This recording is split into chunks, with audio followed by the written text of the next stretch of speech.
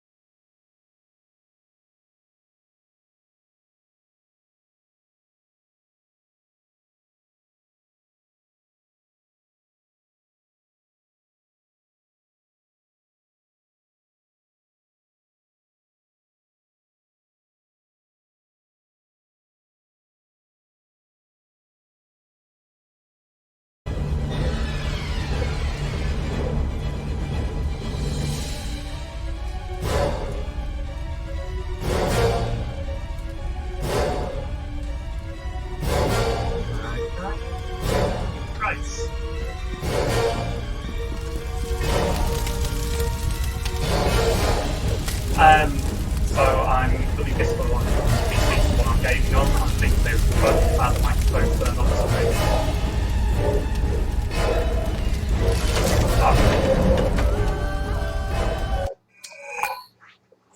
Let's see what. That will be exactly it, won't it? Damn.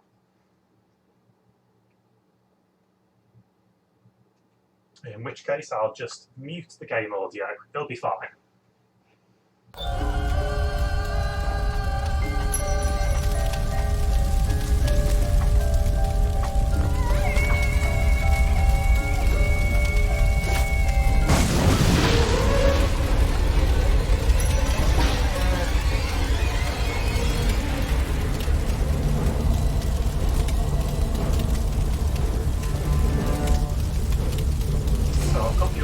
Low on the TV at the moment.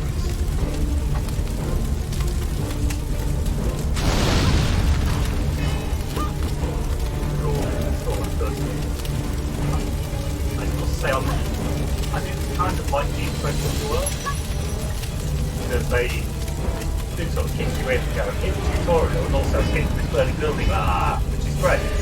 But they're also really finicky places like that last time.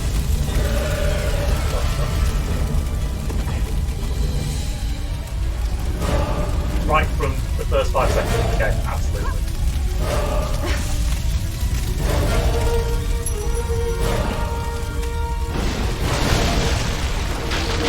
I hear that.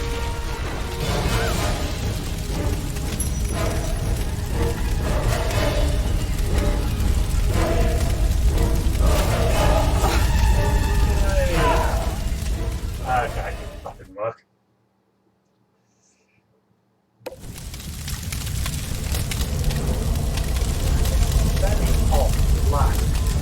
Playing the game, not the screen. Oh well, it'll be fine.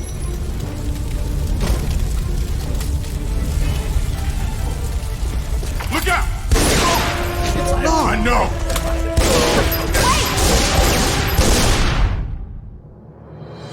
I mean, by the time I finish asking that question, that's it, that's over.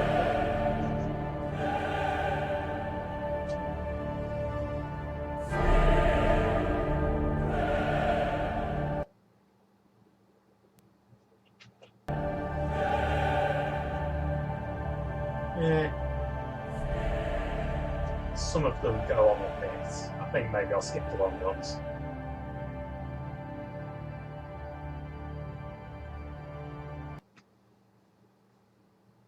unfortunately, we don't get to skip the ridiculous loading scenes. The PC port is a little iffy, if I'm honest.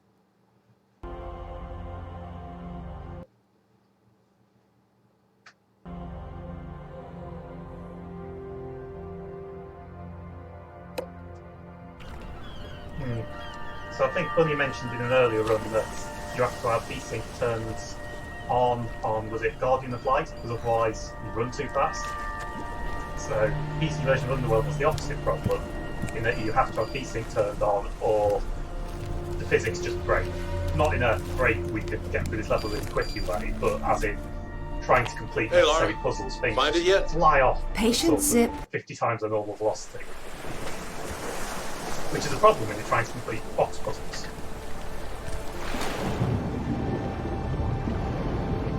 Yeah. The annoying thing is that the game defaults to VSync off. And so you buy the game, Steam, and install the game, and then you get to the first box puzzle and think, like, is it part of the puzzle and some kind of weird gravity device in this room? Because everything just floats off.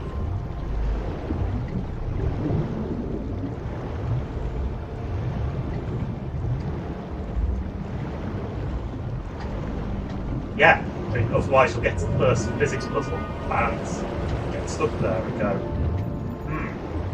this doesn't look completable.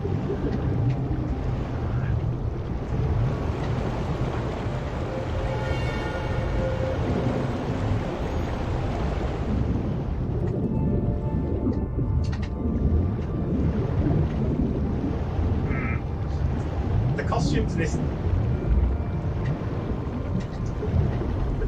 game are, to be honest, quite nice, but they do start off with this really rather gratuitous sort of wetsuit. And it's like, the rest of the game you have a choice of what to wear, which is not necessarily just complete fan service, but then there's this that you start with.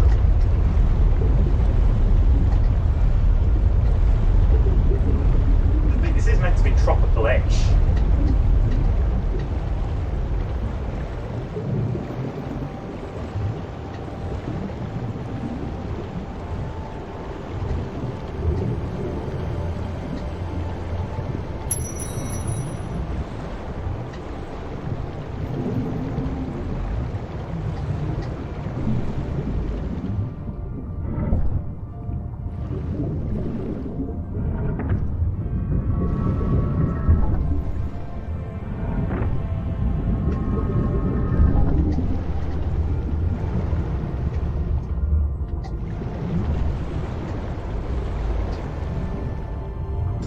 Wonder if that actually came up when they were doing the designs for the game. Somebody was like, we need these wetsuits, and somebody else in the room was like, that's ridiculous, who would ever wear a wetsuit like this? And it, no, you could wear that wetsuit, it's fine. And I'm like, right, put it in. Yeah.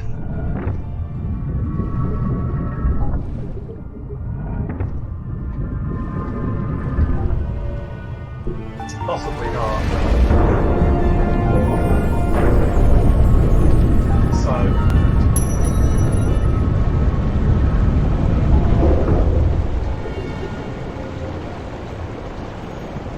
So, to make the run slightly more interesting, we're going to do this with no guns, which, when I first tried it, I thought that will be impossible, and then it turns out that I think pacifist run is absolutely impossible in this game, because there is one section, unless you can just get out of bounds or something, where you fight about 40 enemies just on the troughs, and it's like, you're not going to get through that. But you don't need to use guns then, because you have a non-gun weapon.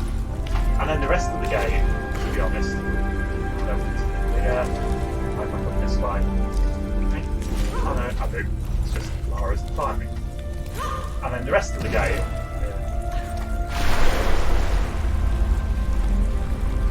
Okay, well, we'll talk about guns and stuff later. No worries.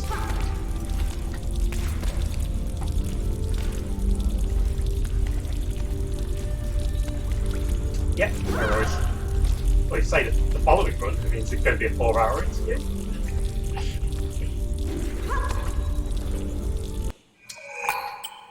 Okay.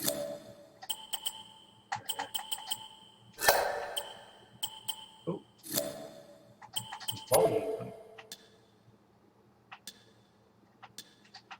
Oh, who designed this menu? So, well, in particular, it's only responding to the analog stick, and if you hold left or right, it just moves it one bar. You have to keep spamming the analog stick. Yeah. Ah!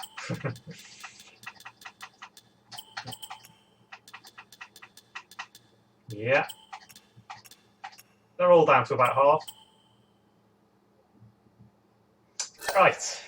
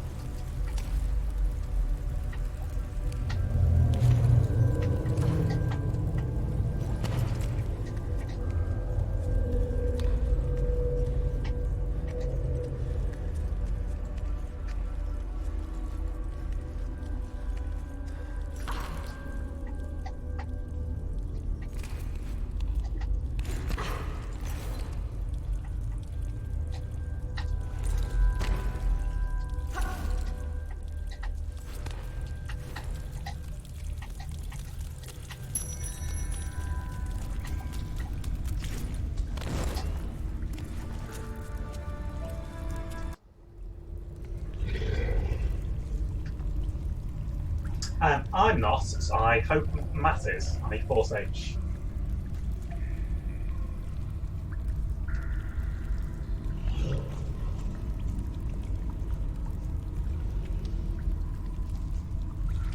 Should have.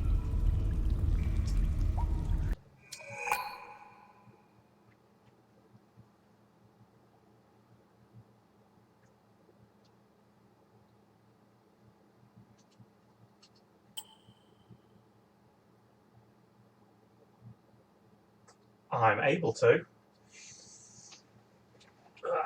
It's not set up at the moment. Well, it's installed, but what I mean is it's not set up with OBS.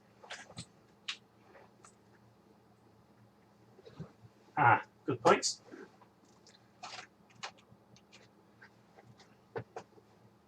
Cool. Let's just see if I can launch that then.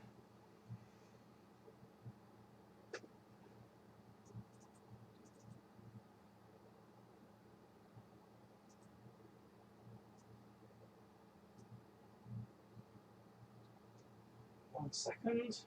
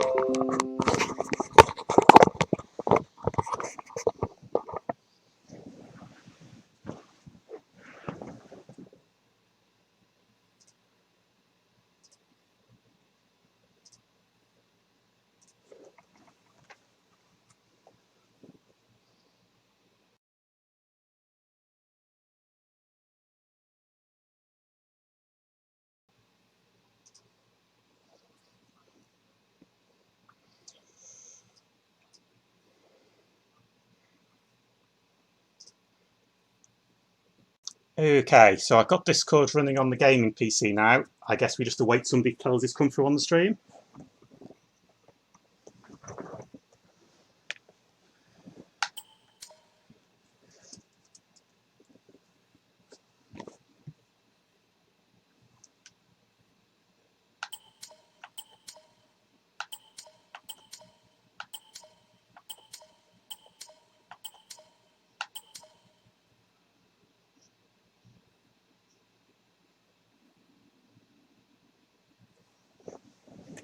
Mm-hmm.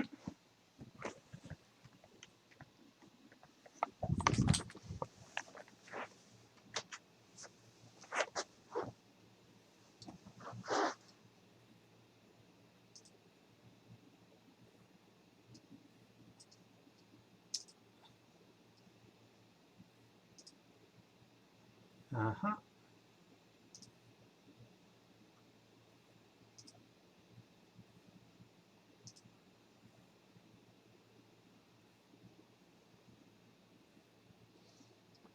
I'm assuming you're Pacific time, correct? Yep. Where are you Okay, at? I was just looking at my clock like, Yeah, sorry. so Bunny's East Coast, so it's 3 o'clock Okay. for her. Okay, take 2 or 3. Take 2? Oh, I hear it. Yes, it's coming through. Whoa. All right, awesome. All right, let's try this again. All right. Introduce yourself, please. Hey, how's it going, everyone? My name is Earl Balon. You might know me as the voice of Jonah from the Tomb Raider reboot series. So glad to be here, everyone. And we're glad to have you. So, Bunny, do you want to... Are you cool if we just interview you for a little bit, ask you a couple questions? Yeah, absolutely. Ask All away. right. Bunny, you want to answer your question? Oh, okay. I didn't think this through. I was waiting for you. That's all good. Basically, we had a conversation last night over the course of however many hours, I don't know, in and out. But we were talking about love interests for Lara and whether, like, Right. is she married to her work or would she be good with someone else? And some people were talking about Jonah. So, Right. That was me. okay, yeah. Right. So, what would you think? I don't know. I think right now, at the stage where their relationship is, they're definitely like more brother and sister. I don't think either of them see each other as more than platonic. But especially now since somebody's in the picture on Jonah's end. Yeah. But like I always tell everybody, it's like, you know, relationships change. Who knows what that might be later on? But for right now, you know, they're very much brother and sister. Yeah. But also they're very much like enablers of each other's like you know, crazy adventures. So I don't know what that would be like. You know, it'd be I think interesting for to say the Jonah's least. health insurance, he might not want to be joining Lara too much more. Right. You know, what does so- he have? Is he on like, you know? I guess we don't know. That'd be a question for you, or I guess the game developers. So following up on that, I was actually wondering. So one of the main points that they talked about in Shadow was that Jonah was going to be like the moral backbone for Lara and kind of keep her like focused on trying to Right. help people because she was going through all this emotional struggle. Right. When I actually played through the game myself, it didn't actually feel like Jonah fulfilled that role. Got it. Like, because at the beginning, Lara was all like, "Oh, we have to go save people," but then Jonah's like, "We have to save ourselves first." And from then on, it seemed like the entire time Jonah was just following what Lara did. And I was wondering, like, what your perspective on that was, because that didn't seem to come across to at least me and the other person I was playing with as you were going Right. through the game. Well, I will say that it didn't come across that way for me in the beginning, because the whole thing was, at least in my view, that Lara was starting to become decentered in terms of like what her priorities were. You know, getting the box of E-Shell. It's not more that they were conflicting; they were kind of just looking at different scopes. Like Lara was looking at the bigger picture, the we got to save the world. But Jonah was like, but we also have to save the people who are in front of us now. So I think to say that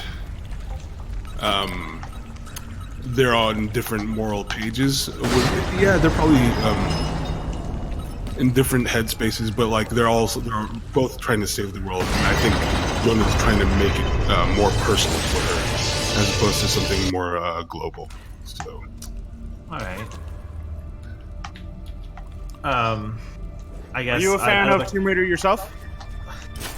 I was not a huge fan because I've been gaming for a while, and much of what I played growing up is RPGs and strategy games. But now I've become a fan, definitely after playing the reboot series. I picked up some of the earlier stuff on Steam, so I'm planning to get through that. And I'm watching Underworld right now, so that's cool. So we actually do have a question from the chat, and Sure. They want to know how the recording of the voice works. Do you get a lot of specific direction, or do they ask for more of a rough idea and let you go with what you felt was right for the character? Well, it's a little bit of both. It's a give and take. As with a lot of these huge projects like TV, film, and movies, everything's very much collaborative process. So what happens usually is the director will go through the script, and then they'll give us like what they kind of are thinking. We'll talk that over, kind of talk through the main points of the scene, and then we'll go through it a first time, and then there'll be adjustments from there. And of course, a lot of times we have the writer on site. We had Jill on site for Shadow of the Tomb Raider. And they would talk about it, see what the goal for the scene was, and then make adjustments from there. At any point when you guys were recording your dialogue for Right. reboots, were you guys in the same booths at any point to better establish characters between each other, like emotion, or were you all separated? Well, it's a little different from for these really big AAA games, especially when it comes to cutscenes. So we not only work in the booth, we work in the mocap stage. So if you have ever seen behind the scenes footage of people working on like Avatar or Lord of the Rings, or like the Jungle Book, all this stuff. Where everybody's wearing these skin-tight suits. Yeah, they did the same thing with Silent Hill 2 over 10 years ago, where they had the actors in the suits acting out the scenes and delivering the lines. Right. So that's exactly the process we have for the reboot series. The majority of that stuff that we see in cinematics, that's all done on the mocap stage. So we're all there at the same time. And more of the incidental lines, like what you would see here in while you're in the game engine, and walking around, Lara giving hints, all that stuff is kind of done in the booth. That's interesting, because I've noticed that a lot of companies are starting to move over to that, because I know Naughty Dog was Right. the first proponent that I saw doing that all the time. Mm-hmm. So was all of it motion capture, and then you did a redo of the lines in a studio, or were all the lines actually recorded at the exact same time as you guys acting it out? Yeah, all the lines are recorded live. So we have the mocap helmets on, and there's a very small lavalier mic that sits right by our mouths, and so all that audio is recorded live. And then if we need ADR, we do that in the booth. ADR is automated dialogue replacement. So Yeah, that was a good question, because going back to Silent Hill 2 again, that's exactly what they did. But they were in the booth, Right. They were on stage acting it out, delivering lines, but then after they were done acting it out, then they went into their individual booth and then redid the lines again. I want to say that we didn't do any of the lines weren't completely redone in the booth. It was only the stuff where there was like some kind of audio hitch, or if there was too much noise on the recorded live audio. But for the most part, what you hear in the game is what was recorded on the mocap stage. No, I have a personal request from a friend of mine named PQ Fighter. He was wondering how you felt about Jonah's appearance changing across all 3 games. It wasn't super jarring for me. Like, part of it I kind of chalk up to the evolution, just hardware and the engine and stuff. So I actually do think that Jonah's design in 2013 is kind of, or his design in Shadow is a logical outcome of how he's designed in 2013. It feels like the same like general model to me, but they just like spruced it up for 7 years later. So I mean, it just feels weird. No, I think Rises is definitely like kind of like the outlier, but it didn't change him, super a whole bunch. I mean, it's kind of like how they changed Lara's appearance between 2013 and the definitive edition. Okay. Here's a question: during the process of Rise of the Tomb Raider, spoilers, right? Towards the end of the game, Jonah is nearly killed. When you guys were acting out that entire game, did you know in advance that Jonah would be okay, or were you at all a little bit concerned, like, oh crap, they killed me off? I was absolutely concerned because, so a bit of a story. My job. I know. Oh, but also like no more Jonah. When we recorded that scene in the mocap volume, so when we did the initial recording of the scene, I knew that Jonah was going to be okay at that point, but when we went back and we did some dialogue replacement on the game, the script, when I was in the booth, the heading for that scene is called Jonah's Demise. And I was like, oh, am I dying? Oh, so I find out right. Wait, what? they pull a fast one on you. Right, exactly. Hey guys, I got bills to pay. I can't have my character die. I think one of the things about that too is like if they don't tell you all of it, then you can act more like the character feels in that moment. Because I'm sure Jonah feels like, oh my god, I'm about to die, and so you can really put that emotion into the lines that you're delivering. And then later, because otherwise, like if you know he's gonna live, it doesn't. I guess, at least in my perspective, I would think it wouldn't carry as much momentum, and like you wouldn't really feel the weight of the situation if you knew for certain he was going to survive afterwards. Well, I mean, that's kind of part of our job as like actors to take into account all that stuff, just like whether or not we have real life circumstances to cover it. So I think that what actually ended up in the game was more of the dialogue that you hear when we originally recorded it, and not in the booth. But where was I going to go with this? I was going to say I was still like, even if I knew exactly what was happening at the end of the game, because we did record like a final scene with me in it, with Jonah in it. You still don't know what's going to happen because in between recording and delivering like street tape, a whole bunch of things could have changed. Like for Tomb Raider 2013, Sam, she originally dies when we recorded it. So and that didn't change up until like delivery date. So I played the game, I had no idea that she was going to survive at the end. Because we recorded where she had died, and I was carrying, or Lara was carrying her dead body to the boat. So you just don't know until the game comes out. Yeah, because they might make little changes like that. I mean, especially like if they think, like I'm sure for Sam, I know a lot of people that I've talked to think Sam is like a really cool character. Right. And I'm sure that probably would have led to some negative reception if she ended up dying there. But right. I feel like it's kind of a bummer we don't see her ever again. Yeah, in games, I mean, she got mentioned in Shadow, but for the most part, we don't see her. Do you think that's a result of them having maybe originally planned for her to die like you said, that maybe they just didn't. Do you think it was that they didn't hire the voice actor again, or that they just already had the stories written beforehand? I have no idea really. I have no insight on like what the process was there. So yeah. Did you know in advance there would be 3 games when they hired you, or did you just one at a time and then they said, "Hey, can you come back again?"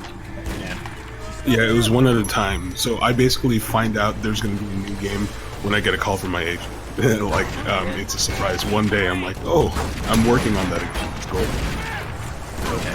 So it comes out of the blue. All right. That's interesting because I know I have actually taken voice acting classes before because I kind of want to go into voice acting. That's awesome. And I was taught by Dino Andrade, if you know him perchance. And one of the things he talked about was that when he was asked to do the Batman games, they had him come for. They said in advance, "We want you to do like 2 or 3 games." And so, okay. And he was like, "Oh, that really made it easy for me to keep the character up, and like got really close with all the other characters or all other voice actors, and it was easy for them to kind of work on the chemistry between the characters." And so I was curious how that worked with 2 players. He was what was he in Batman? He was this is for the Arkham series, right? Yeah, Arkham Asylum and stuff. Cool. I don't remember exactly which character he was. I can check with a quick Google search. He was the Scarecrow. Oh, cool. Yeah, he was great. It depends between development companies, of course. And a lot of the time, whether or not a new game comes out depends on how well sales do. So, yeah, we just never knew, and at least like they never gave me any inklings as to what we were planning. It was always conjecture. Is there going to be a trilogy? Maybe. Who knows? But yeah. Does that mean that we are allowed to inquire if there may be a follow-up game that you've been hired for, or is that NDA?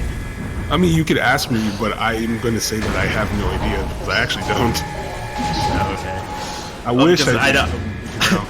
Well, because I know Shadow did sell particularly well compared to the other ones, and I know a lot of people. Yeah, I'm not sure how.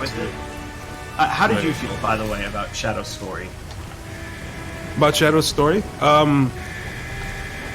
I really liked what we had planned, like what we had shot on the mocap stage. I was really excited to see how that was going to turn out, like in game. And I think I had a lot of fun with it, and I thought they did a really great job. I don't know. I know a lot of people didn't like it, but I really loved kind of the quiet character moments between the characters. That was kind of what I was latching onto. So I don't know. I for one dug it. I know a lot of people probably didn't. I mean, like I know people didn't because I read the review. I thought you were going to say, I really liked how they had her wearing that Indian garb. You stand alone. Yeah, a lot of people got really upset about the outfits in particular and how that in other games they were usually just cosmetic items. Like in Rise, in particular, all of the costumes are cosmetics, but some of them give special bonuses. Whereas in Shadow, they're mandatory to do something. Yeah, and in the Shadow people of the feel like Tomb Raider, at the beginning of the game, you have the option to wear whatever outfit you want. Quarter of the way through it, and for the majority of the game, they force you to wear this dumb like outfit, and it's awful. I know that really affected reception with it because people didn't like having that that freedom of choice taken away. Exactly. I get that. A lot of the stuff was locked in PyTT, but I don't know. We'll see if they plan to patch that later. I don't know what the plans are, but. I think they're done with patches though for that because they're just putting out the additional challenge tombs that come out each month. Right, the DLCs, but they did patch a few things. I know, like in the course of in the course of those DLCs. Yeah, they patched out our ability to do speedrun tricks. Oh, did they? Yeah, so when Shadow first came out, the speedruns were super fun and interactive. And over the course of 4 patches, now you're stuck doing one trick 15 times. And then that's the entire run. The speed runs. I haven't seen any of these. So. Yeah, so a long time ago they were fun. Yeah, so the old speedruns for Shadow were really fun because they involved a lot of tricks. But one of the things we noticed right off the bat with Shadow is that a lot of the tricks we had available in 2013 and Rise were removed.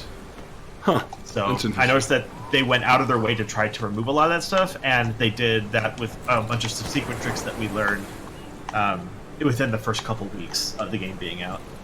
And I know for a lot of the speedrunners that really frustrated them, and so it's kind of turned into a dead game already, unless people unless people go back to the initial patch and then just play on that, because that was fun. That was so far the most fun and interactive one.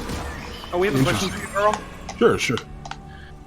Hi, I was just wondering, in your opinion, what is the biggest challenges when it comes to trying to reboot a popular series? Interesting question. I think for at least on the creative end, the biggest challenge is to have a property, especially something that's like as storied as like Tomb Raider, to be able to put your own spin on it without changing the spirit of the entire series. I think that's the biggest challenge, and it's almost inevitable that there are going to be people that don't like whatever you do. I mean, if you think about anything that has been rebooted, I'm a Whovian, so I'm going to use it as an example. Like the Doctor Who fandom is completely split, not down the middle, but there are people who are very, very much staunch, like classic Doctor, and then people who, older fans that like the current Doctor, the rebooted Doctor, 2005 series.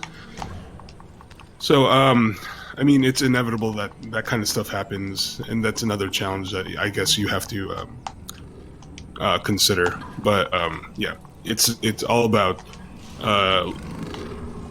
going forward with the series without changing its spirit. How do you feel they did when they rebooted Tomb Raider? Well, Legally, obligated. He has to say they did a great job. I know, right? I don't have the same perspective that a lot of you do, because I haven't been a fan for all that long, and I don't have much of a I just don't have the perspective that you guys do. But I like the rebooted series a lot, just because it's what got me back into console gaming, really, and action adventure gaming. So I mean, outside of the fact that I work on this series, it does hold a special place in my heart. Awesome. All right. Awesome. That's cool. Sorry. I got interrupted for a second. So No problem. My parents brought me lunch, so I will. Lunch. What is it? Is it awesome? What do you have for lunch? It's pizza. Say it's burritos. Oh, all right. That's cool too. Nah. I'm just kidding. Pizza is great. I love pizza. I kind of didn't sleep last night, and I didn't eat anything, so I'm kind of running on fumes. Oh man. Yeah. I mean, you have been running this marathon, so good. Yeah. Oh, definitely. Did you ever have to create demo reels? Like, how did you go about getting it? Sorry, what was that? You got cut off a bit. How did you go about getting into the industry? Did you have to make demo reels like the rest of us? Well, how I got in is kind of a special case, because I started off, and I still do, on-camera acting. So,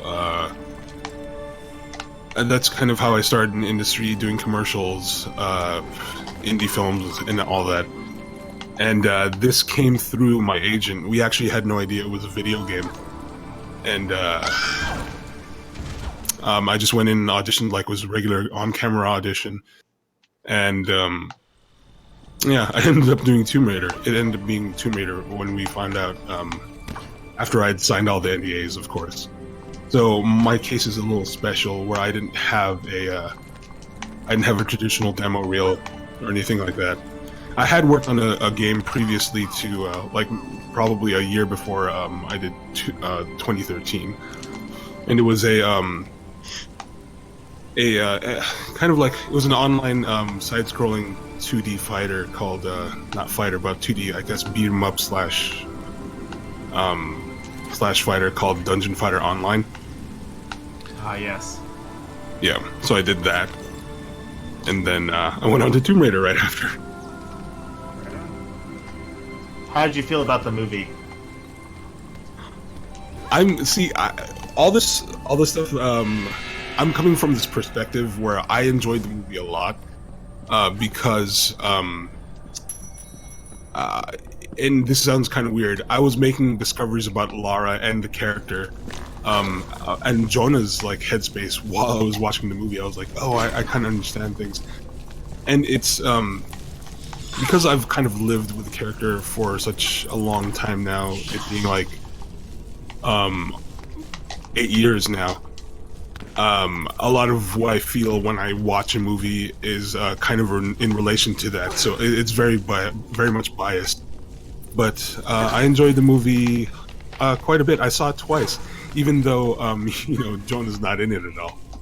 I was gonna say, how did you feel about the fact that they took out pretty much all of the core characters from the first game and tried to infuse it with the father storyline from the second game? Right, that's an interesting choice. I think it would have been cool to see all the endurance crew there, but in the end, it's not what they chose. The story they chose to tell. Quick question too. Since that movie did well enough that they're developing a sequel, right? What would you like to see in the sequel? I would like to see some nod to the other characters. That'd be nice. They can have you do the acting. Oh, that'd be great. Can you imagine that? A Jonah cameo. Right.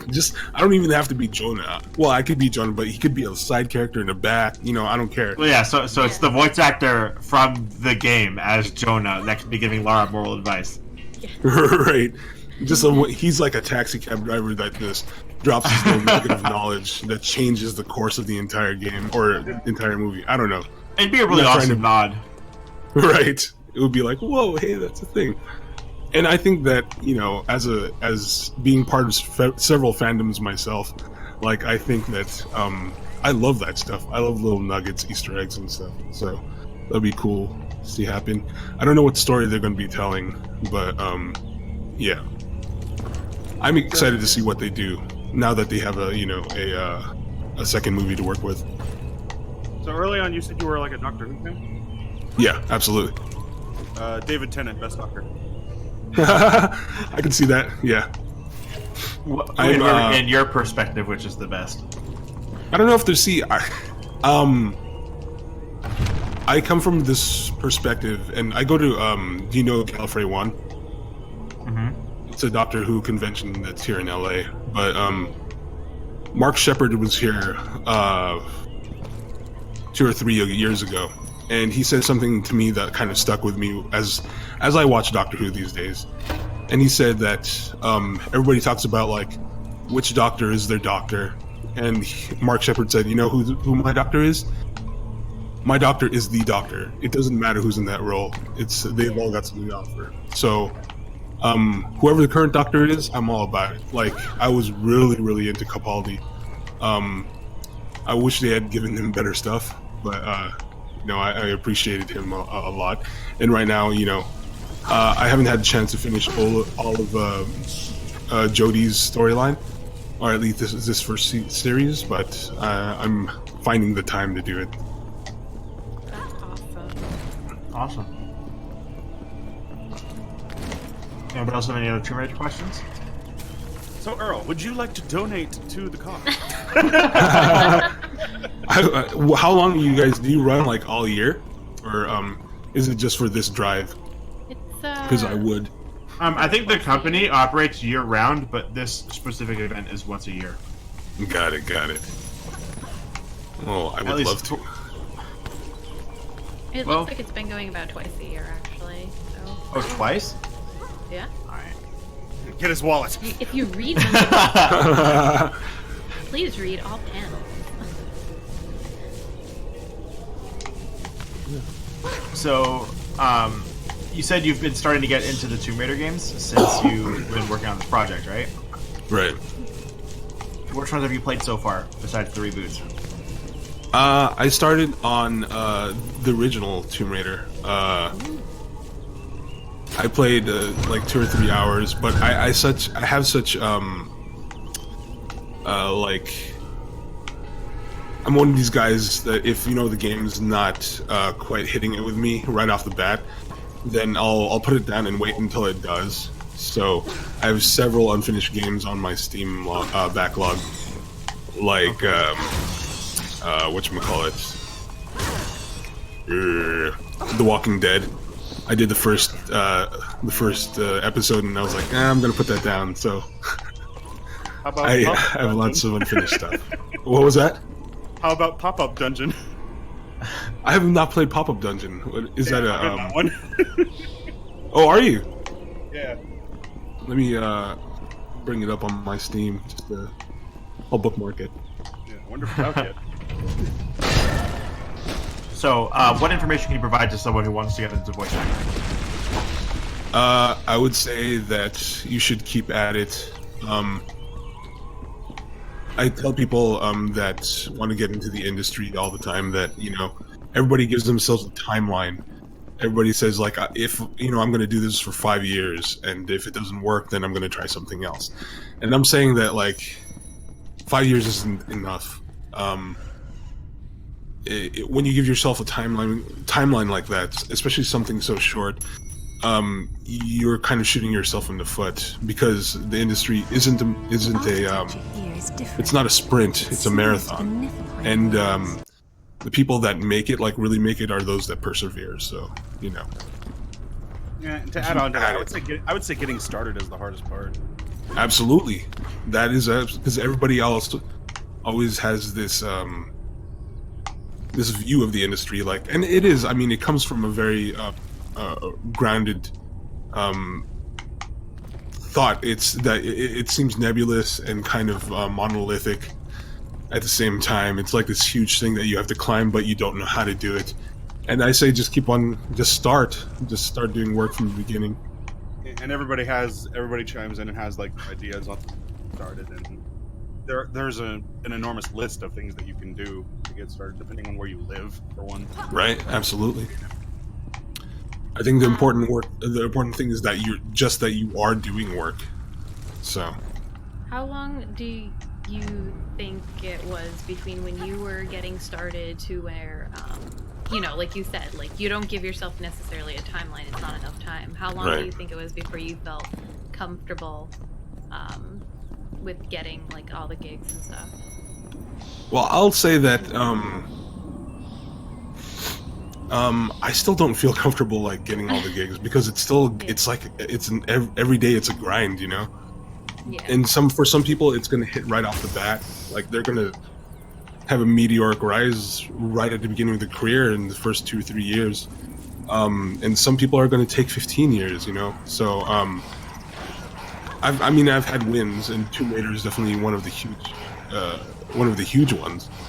But Tomb Raider came for me. I was 4 years into my career, so it was relatively soon, but. I say, you never feel secure, really. Even unless you book something like a series regular on something. Here's a fun question. Right. Because now you're well into the industry, and I'm sure you've been rejected for roles over the course of your career. Sure. Towards the beginning, like how many rejections do you think you've had, and how do you think that's affected you over the course of your career? Like how did you take the rejection in the beginning, and have you gotten used to it over time, and how do you take it, and where do you go with it? I've been rejected from like tons of stuff. I think I have this friend that he put up the stats of his like audition history, and I think he booked something like 1 out of every 25 auditions, and that's a good booking rate. 1 out of 25, as far as I know, and I'm somewhere like right around there, 1 out of 20 or something like that. So, and I've maybe had I don't go out tons, but I've been out on the order of like hundreds of auditions. So, I mean, the one thing that you do learn, and you have to learn pretty quickly, is that a lot of times it's not personal. Yeah, to not take it personally. You go in, you do your best work for that day, and then you set it and you forget it. Because you just have to keep on going, and it's every rejection is not a knock on your talent. It's just that you weren't a fit. Yeah, that's like that in just even applying to regular jobs, where sometimes there's nothing wrong with you. It's just either someone is a bit more suited.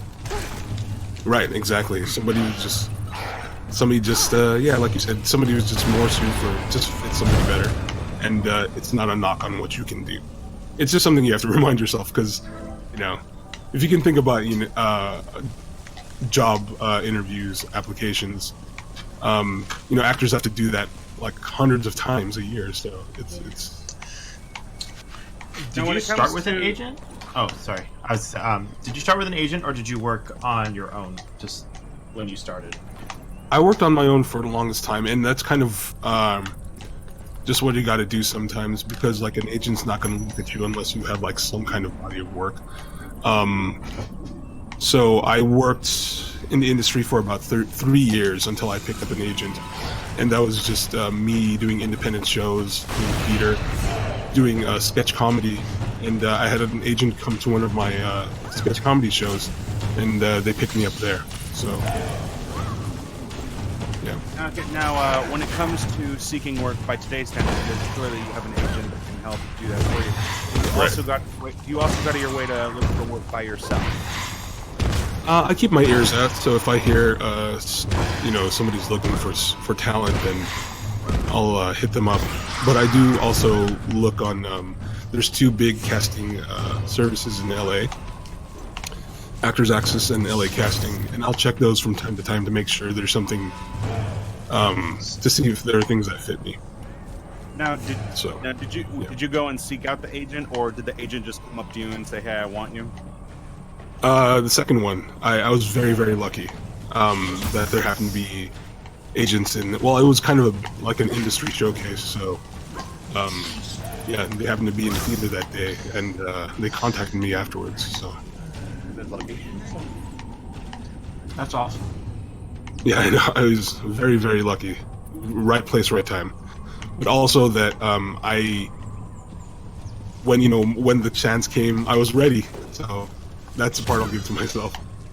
What did you do in school to prepare you for these types of roles? Did you go into acting, or did you do something completely different and then just happen upon acting? Well, I actually went to school for biology. I was pre-med. Biology hype. Yeah. So I'm a biology nerd. You can ask me questions about like photosynthesis and like Krebs cycles and all that stuff. There's hope for me then. Yay. Absolutely. Here's a biological question. Like, how would you go about cutting an enzyme out of your arm? Oh my god. Oh, you mean the? That's super like on a cellular level. I know. Oh, you mean cutting? Are you talking about the whatchamacallit? The parasite. Parasite? That managed to somehow get its way in Jonah's arm. Right. Oh my god. I actually took an entire course on parasites. I took a course on parasitology, and that's all it was. None of it was like field dressing like that, but it was like a lot of medications. So I'm guessing it would be something like Flagyl or Praziquantel that you would take to, treat that. Those names go right over my head, but that's okay. Yeah. Right. So, but I mean, I actually minored in theater in college as well. I just didn't. I didn't finish the minor because it was like 3 classes away from the major. It was a huge minor back in the day. Did you sorry. Do you use biology and any other information you have, like when you do your acting? I mean, if it comes up, yeah, then I'll use it if it's right for the character. But otherwise, I mean, I don't touch it all the time, so yeah. Have you ever had any acting roles where they wanted you, but you ended up turning down? Not for like big projects. I've for like smaller ones, like indie projects, I've turned down stuff, but nothing like on the studio level. All that stuff I'm picking. Awesome. Guys in the comment or in the chat, you guys can feel free to post questions that we can ask if you would like. I think Sure. did we ask the one that Pico asked a little while ago? Yeah, because that was the one about Jonah's model. Are you close? No. Oh, right. No, there was another one. Oh, there was. Then I missed it. To the actress that played Love. Sorry, what was that? Are you still acquainted or close to the actress who played Love? There's only been one, as far as like Jonah's concerned. It's Camilla. I mean, we don't hang out or anything, but whenever I see her, it's always a nice read. It's a cool read. Yeah.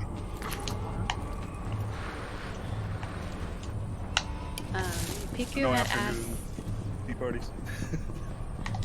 Pico had asked, how do game devs get in contact with voice actors?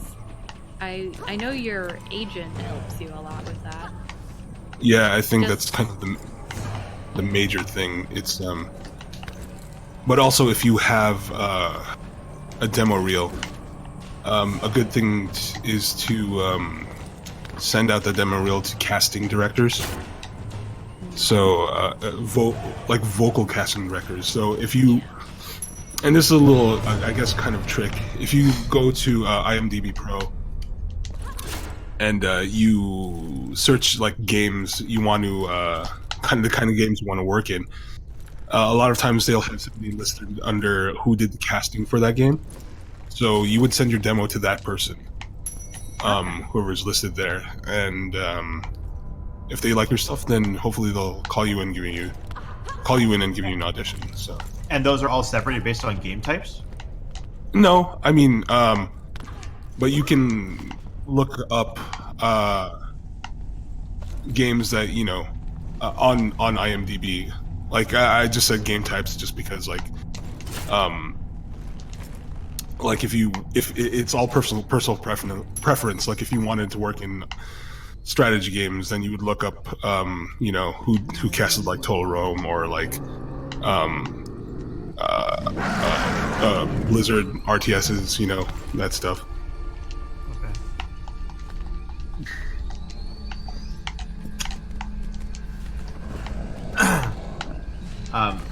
So do you still submit out your demo reels to other people, or do you just let your agent do that for you?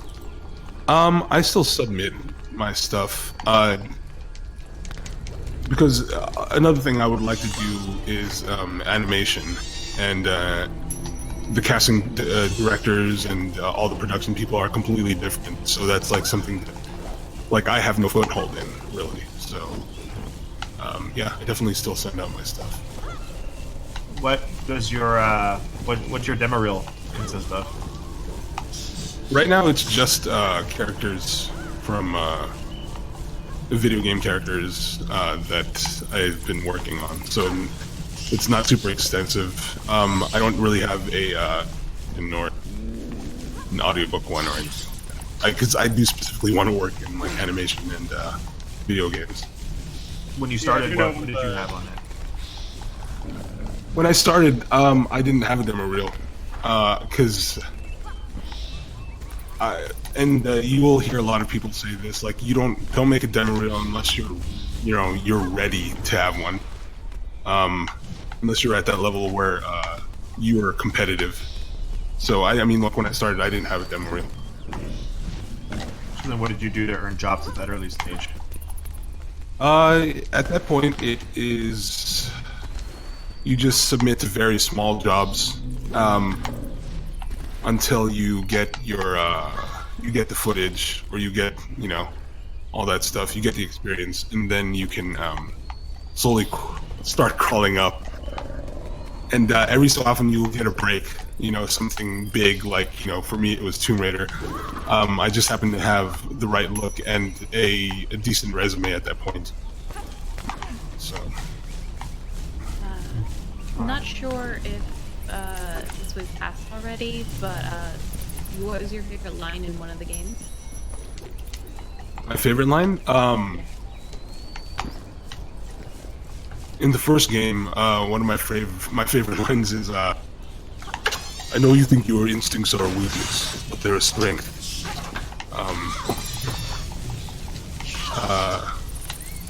Trust them. We need you, Lara." That was one of my favorite ones. Or, "You take a firm grip and you slice them down the belly, just like this." Where John is trying to teach Whitman how to cut a fish. Oh, that's one of my favorite scenes, and then Whitman just screws it up. Yeah.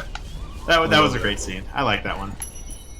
It was fun. That was actually fun, like in the mocap stage, because we were all there, like all. Did you actually cut a fish, or did you just mime it? It was a mocap fish, so. Oh man. It's just like, I know, right? It would have been cool to have you guys actually try to cut open a real fish. That'd be great. If you look at all the mocap footage, you'll like everything is like a fake version of whatever it is. Like anything that's a dead body is like this dummy in mocap stage. I wish they had that kind of footage to show everybody, because it's kind of hilarious. Is there a place that we can easily find that footage, or not? Find footage? I don't find that mocap footage. I don't think they release any of it. I mean, they did for Shadow this time around, just as like promo material for E3 and Comic-Con. So that stuff exists, but they don't usually release a lot of it. As far as like payment goes for the roles, were there, as far as Tomb Raider goes, were there any residuals or royalties gained, or was it still a flat? It's still a flat fee, and that's kind of the situation with the video game industry in general.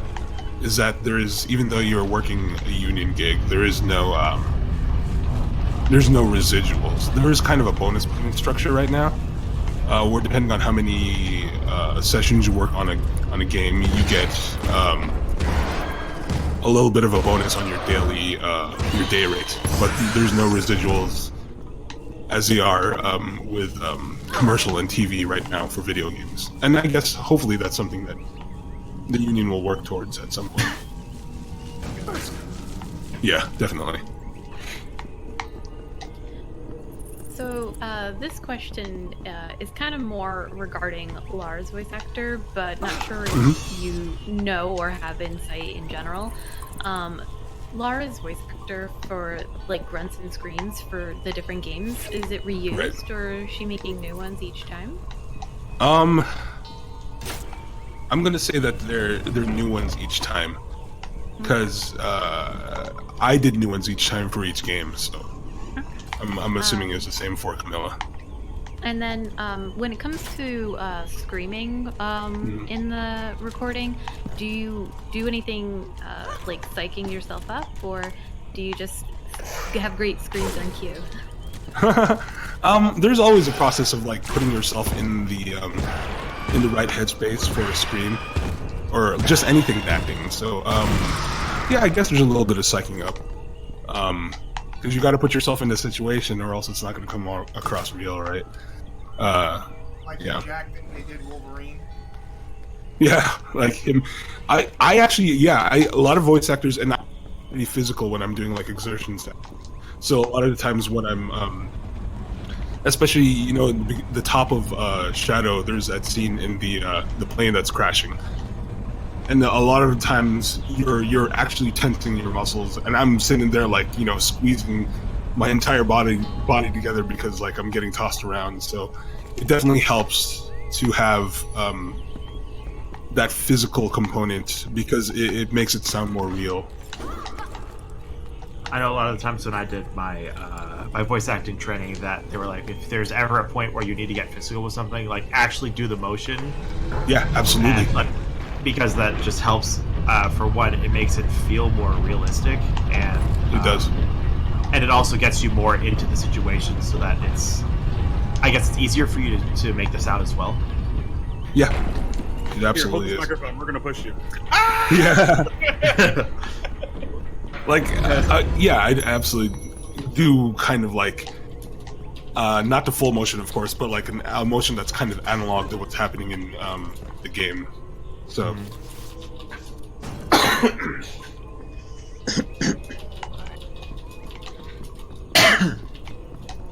When's the Jonah spin-off game coming out? I don't know, man. I've been pushing for it. Like my I think friends, it could be really fun, actually. I mean, Jonah does because he does the same thing as Lara. He's just there to help her. Like, Right. He would do fine on his own without her too. and then you Besides can getting have, captured by like, Trinity twice. You can Right. have like a DLC where, like, what is Jonah doing while Lara's running around? Yeah, like in Rise or Right. something. Because I'm like, Jonah, how'd you get captured? What were you doing? I know. Twiddling his fingers. Well, I was alone. I was trying Actually- to gather herbs. If you actually remember, they met up, and then Trinity attacked the orrery and then kidnapped Jonah. Or he got knocked Right, unconscious. Lara went into the archives, came back, and then they took him. Yeah. Right. It's true. Like that makes sense. Damn it, Jonah. But What he was unconscious, so I mean, when Tomb Raider 2013 came out, my friends started this joke, and they were like, dude, you need a spin-off series, and they came up with this idea called Action Chef. So, yeah, probably that would be fine. I mean, Jonah You're certainly like- seems to know his way around a kitchen. right. And so the premise would be like Jonah going around the world, trying to find rare ingredients for certain dishes and getting in adventures along the way. Is he gonna trigger Trinity to come chase after him? I know, right? There's a food trinity. What if there's that, like a food Illuminati? That'd be awesome. Man, we're come on, Square, Crystal. We're giving you these ideas. You gotta work with them. Oh my gosh. I almost wonder if, like, by saying this out loud, we're just like dooming it to never happen.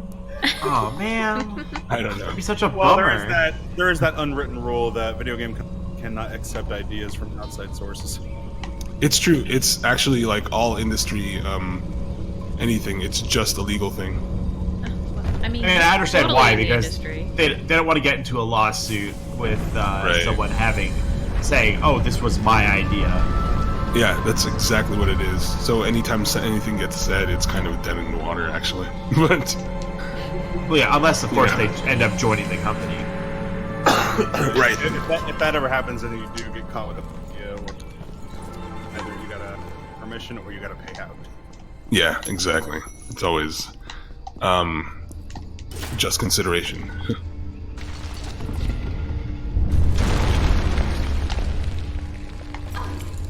Underworld is like it's reminding me a lot of Shadow, actually.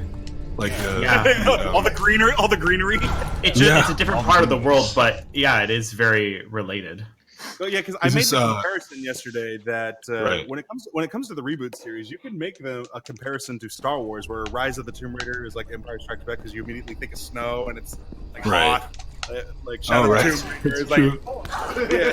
Yeah, because you have right. half of it is the Siberian Wilderness, the research base, and the Soviet installation, and then the other half is the geothermal valley, which is the exact opposite of the rest of the game. Right. Is this is Underworld Thailand or is it somewhere in Asia? all over the place. This is What's this section? Thailand. It is Thailand. Oh, you were right on.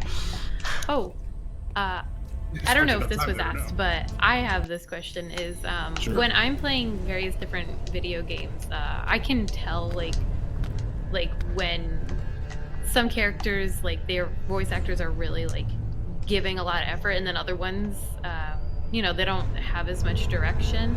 And I know that's dependent on like part of like the director and like what they're told and what they want and stuff. But does that ever bother you? Because that bothers me sometimes. Just the voice acting. Sometimes it does. I mean, as as an actor, and you'll pick up on those things, and yeah, of course, it does bug me when something kind of feels directionless. So, or feels like it wasn't grounded in anything. I mean, yeah, it happens all the time, and a lot of times people blame the actor and say, that they're not very good, or they don't know what they're doing. But a lot of it's collaborative effort. So sometimes it was the direction, or it can be the direction. So. Anyway, here's a follow-up to that. Could you list off the worst directing you've had, like experience? Yeah, I have one in particular. I'm not going to name names, but I was doing this scene, and the director said cut, and at the end during adjustments, he basically said, "All right, now do the same thing, but different." And I was like, "What does that mean?" Wow, that's like the most amazing direction I've ever heard. Yeah. Okay. And it got to the point where at the end of the, he was just giving me line readings. No, say it like this, and I was like, "All right, I'm saying it like you, but like, what's the intention behind that?" So I mean, Context. Yeah, I need context for this. What do you want? What do you want in my headspace? Yeah. Are you more sad? Are you more angry? Yeah. What is my? It'd be nice if that happened, but I know when I was talking to Dino when he was teaching us, he said if the director ever says something like that, just do the exact opposite, and then just have them reflect on that and be like, "Is this more what I want, or less what I want?" That's great direction, or that's a great tip. Yeah, that's great. I was, there's not much I can add to that. It's beautiful. Have you heard of Calvinson before? Yeah, they're a big school here in LA. Yeah. Oh, I actually am very close to LA. I actually live just a little bit north of it, so I took a lot of my classes there. I actually live near Glendale, if you know where that is. Yeah, I'm in the Valley, Van Nuys. So. Oh, dude, we should hang out sometime. Yeah, we go on lunch dates. I have to move to the other. I'll take a free connection. Like, this is networking. That's what they said. like, I'll take it. Yeah, absolutely. Bro, you want to come to my house? Yeah, we can play. Do you have Octopath Traveler? I can. I do. Do you really? Yes, so it's a great game. I need to finish it though. I've been looking to play that. It's fantastic. It's great so far. I actually really like it. The problem is it's too short. Because each character only gets 4 chapters. Oh, right. Still, I hear it's a good game. It's great. Have you had a chance to play the Tomb Raider arcade game from Dave & Buster's? No, but people keep on sending me pictures of it. Sorry, dude, we need to go. We need to collaborate. Let's go. You and me, we got this, right? Right. And we got to get all the totems because I'm a completionist. There you go. Oh, is it like totem based? So it's a rail shooter. In the first game, you know those totems that were hanging in the first area where they were kind of the skull in the middle of the circle? Yes. With like the sun? Those are hanging inside the game, and you can shoot them for bonus points. Oh, got it. Well, because the idea of the arcade game is you're not playing as Lara, you're playing as just some nameless survivor that happens to wash ashore, and Lara... You mean Jonah? Sure. Yeah, it's naming him Jonah. There you go. Why not? That's my headcanon. So now Jonah apparently can wield 2 pistols. Oh man. Yeah, one of the things when he played that he said was awesome is that if you put in 2 players, you can pick up both pistols and dual wield it like Lara does in the old games. No, what happens is there's 4 guns on the station, and there's only 2 slots for cards because like they don't take quarters anymore. Right. So there's only 2 slots. So when you activate 1 slot, it activates 2 guns. So it already like just 1 credit, 2 guns. So it's either meant for multiplayer, or if you want to, you could just pick up both guns and play. However, I highly recommend having somebody else play with you because Laura makes it look easy. Using 2 guns is impossible. Maybe that's why she misses so much. She can't do both at the same time. Well, at least in the old games, when she pulls them out in 2013, every hit hits Matthias. You can't miss. Oh, that's right at the end. Well, in my legend run, she's got some issues. Well, yeah, that's why I said in 2013 you can't miss. Because the one time she does it, you legit just can't miss. Oh my gosh. So is that a plan? Are you and I gonna head to David Buster's and we're gonna do this? Yeah, totally. I know there's one in Azusa. I'm down to drive over there. My dad goes there to work every so often, so I'm cool to drive down there. Well, maybe let's work it out. That would be kind of fun. Awesome. Just, My schedule sucks, though. I should tell you this. I should tell you ahead of time that my schedule sucks ass. It's fine. I'm open most days of the week because I'm taking online classes for school, so I have pretty much the entire time open. Just let me know when you got free time. And actually, now you have my Discord, so like we can just talk over this. Yeah. You can I just realized something when I signed into this Discord server, that you know what my Discord name is, and This is going straight up on Twitter. No, it's not. Everybody contact him. Here's his contact. But like I've been lurking in the Tomb Raider Discord for like ever. So wait, you're in the Tomb Raider Discord? Yeah. I've lurked in there like since they opened it. Excuse me, hang on. I didn't even notice that. So are you just like checking in every so often to see what we're doing in the game and what we're breaking and everything? Not that. I'm just seeing what people are talking about, like what the general consensus about stuff is, and every so often, I'll pop in and see what everybody's doing. Well, actually, interestingly enough, we discovered 2 new tricks in Rise that we can use to skip challenge tube entrances. I didn't know that there was like a speedrun community for the Tomb Raider games. Yeah, that's so freaking awesome. My question is when are you gonna start speedrunning? Oh my god, yes! I will teach you how to play Rise. It's okay, it's okay. Then start with Glitchless. Glitchless is like a really easy category to start with. I'll look that up. Glitchless. Yeah, dude, I could teach you. So Glitchless is just like it's literally just get through the game as quickly as you can without using glitches. Didn't the man just say his schedule sucks? Yeah, that doesn't mean he doesn't have free time. It just might be at 2 a.m.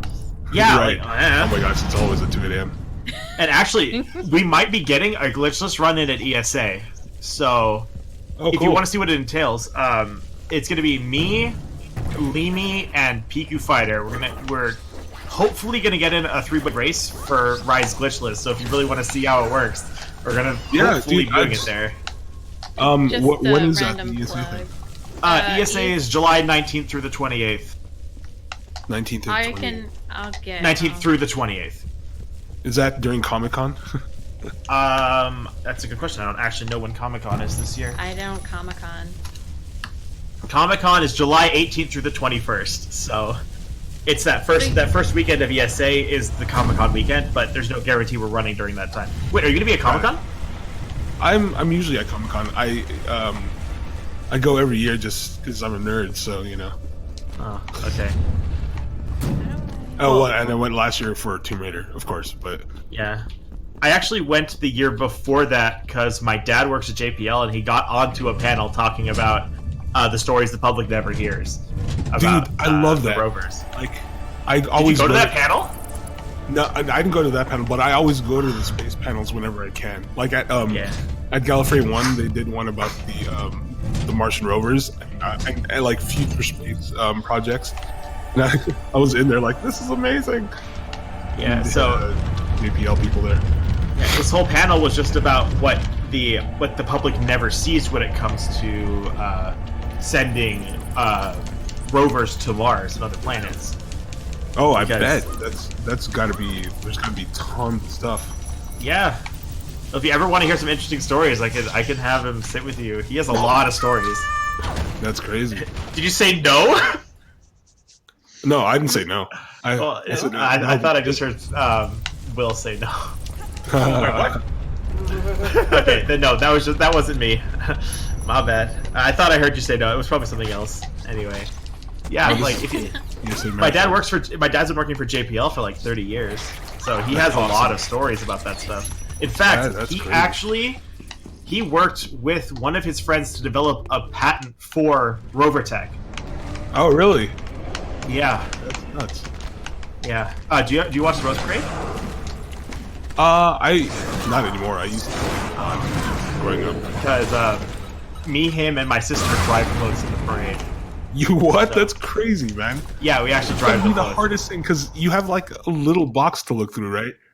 Or do you just have to memorize the?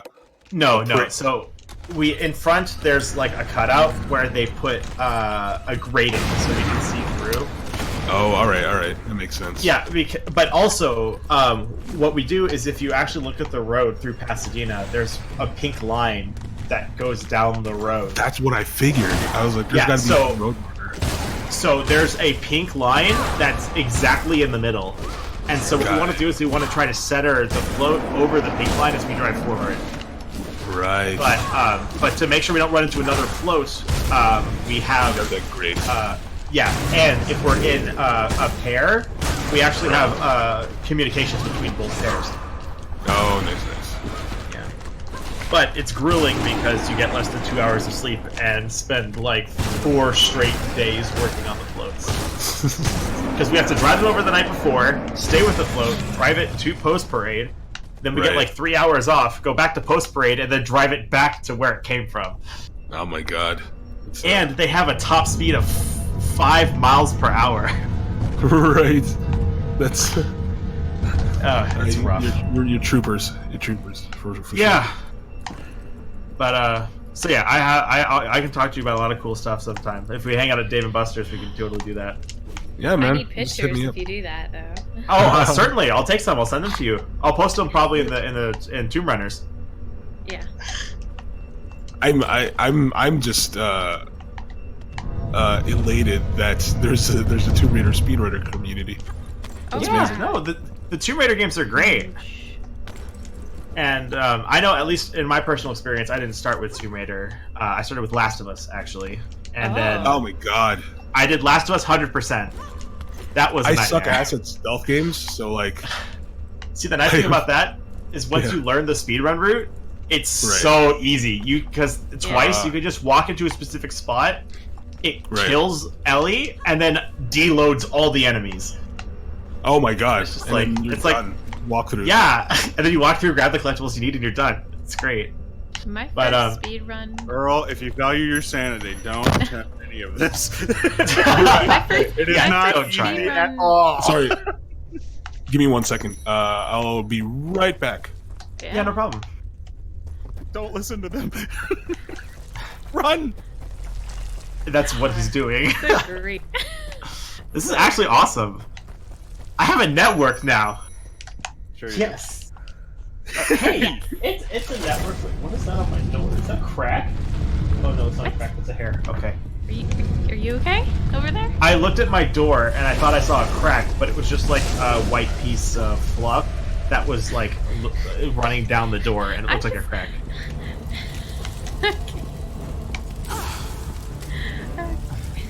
And then we totally got off. Again. We totally got off topic. I do like that his profile picture's a D20 though. That's pretty cool. Wouldn't it have been more appropriate, like, not to diss the player who's running Underworld, wouldn't it have been interesting if in the background we had a speed run of like one of the reboots games just to... That's what I said. It was poor planning because I could have done Rise 100% during this. Yeah. The thing is that we made the schedule and then we found out the interview time, and it just kind of seemed to fit better to have it on top. Well, also I know if I was doing the Rise 100%, I'd probably be more focused on that than I would be on on the interview. There's a connection.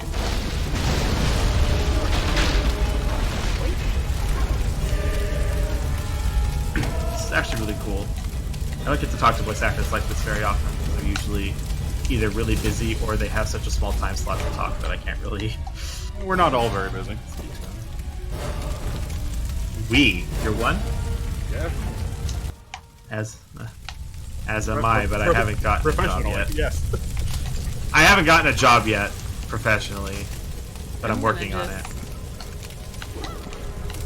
I think people are in that. I'm just gonna put that there. I think everyone in here Really is cool. in there. Hey, no problem. Just Don't worry about it. It doesn't hurt. I guess that's true. My first speed run was Lara Croft and the Guardian of Light. That was fun. Tore that game up. It's So do you do exclusively Tomb Raider speedruns, or? Oh no, I speedrun a variety of things, but I think the cool thing about the Tomb Raider series though is because all the games are kind of different, and even like just like the first three versus like the reboot series, they're all so different. The speedruns look really cool. So Nice. I don't know why I never thought about checking them out. Well, but- guess what? Now you have stuff you can do while you're waiting around. Right. I'm definitely going to. I don't even So, watch TV anymore. I just watch like YouTube stuff. I don't think anybody watches. I was gonna say I don't think anybody watches TV anymore, unless there's like that one show they really want to watch. But then even then, they'll just purchase the online thing that they can watch it whenever they want. But isn't that That's- amazing how far we've come where television is pretty much dead? Like something we thought Yeah, I mean, now it's like internet's more important than TV. well, Right. because now we have streaming crazy. services. yeah, Right. Yeah. I mean, my TV watching is kind of like that pattern. It's like if there's a show, then I'll watch that and then nothing else. Like right now, it's Game of Thrones, and before it was Doctor Who, and it's all these one or two shows at a time. I can't do like more than that, or else I feel like I'm not doing anything. yeah. Yeah, there's just too much to watch. There is absolutely. Well, the nice thing is when it comes to speedruns, you only have to put down maybe an hour of your time for the anti-percent. I think for all of the games, the anti-percent's close to an hour. Really? Yeah, I know for all the reboots, they're at about an hour. Yeah, Guardian of Light is like under half an hour, and I don't know about like LP Go. I can't remember how long that. Wait, what am I doing? I can just pull up the speedrun page. Yeah, but Alright, a lot so- of them are about an hour. So like starting out, you probably expect like maybe 2 hours or something. It all depends on how you go about learning the run. Yeah. People do things different ways, and you just got to figure out what works for you. Right. Yeah, so there's some tricks that some runners will use that others won't. Like, I know personally for myself, there's a really difficult trick at the beginning of Rise that lets pretty much once Lara falls off the cliff, the ice collapses and she slides down the mountain. Right. From there, you can skip right up to the top of the mountain after she jumps across with Jonah, and it's like, I'm going to anchor the line for you. And then she sees Katesha does the swinging portion. Right. Yeah. You can skip the entirety of the mountain up to that point. Yeah. Really? And it takes like 2 minutes. And there's 4 different methods to get there that all happen in about the same area. So the entire time you just leave Jonah hanging up there in the mountain while you're long. Actually, yeah. Yeah, You leave Jonah so, by so himself. pretty much after Jonah's looking down, you can actually from high up on the mountain there's a load trigger you have to hit that loads the second half of the mountain. Before you hit that, you can look down and just see Jonah down there looking down like, Laura, where are you? Are you okay? And then once you pass Laura, that load it's cold trigger, here. once you hit that load trigger, he despawns, and so then if you can just continue up the mountain, and then all of a sudden he's like up there like holding Lara while she's swinging on the rope, and it's like, how did you get there? That's crazy. Yeah, and then also for any percent, they completely skip Geothermal Valley. They skip the Acropolis. They do Archives backwards. Wow. You go in the Why we exit. bother with archives is to load triggers. Yeah, because the story won't physically progress unless you do the last section of the Archives. So we go in the exit, we clip out of the wall to where we're in the Greek Fire Depot. We set up all 3 barrels, break the game, do something called we do something called skip travel storage, where you can save a skip travel when you're supposed to be unable to skip travel. So pretty much because when you knock down the statue, you know how Lara climbs up in the middle section and then she gets attacked by the Deathless. Yes. When that cutscene is playing, if you hit pause and interact while standing next to the campfire at the exact same frame, she'll sit at the campfire as the cutscene is playing. Yeah. And so you'll be in the campfire menu during the cutscene, and then if you scroll over to the skip travel menu and then you skip the cutscene, while it's fading to black, if you hit the skip travel menu and select a campsite, it'll totally break the way the game works, because when you stand up from the campfire, she gets a checkpoint. So it overwrites the checkpoint that puts her at the base of the statue. So she spawns next to the campfire. And then you just sit at the campfire. Then you sit at the campfire, stand up, and then you instantly get skip traveled out of the whole area, even though you should be unable to skip travel. The game is brilliant. This is fascinating to me because I actually used, before I started acting, I was a game tester. I was a QA tester. I worked on Guitar Hero games, and the last thing I worked on was Call of Duty Black Ops. Oh, cool.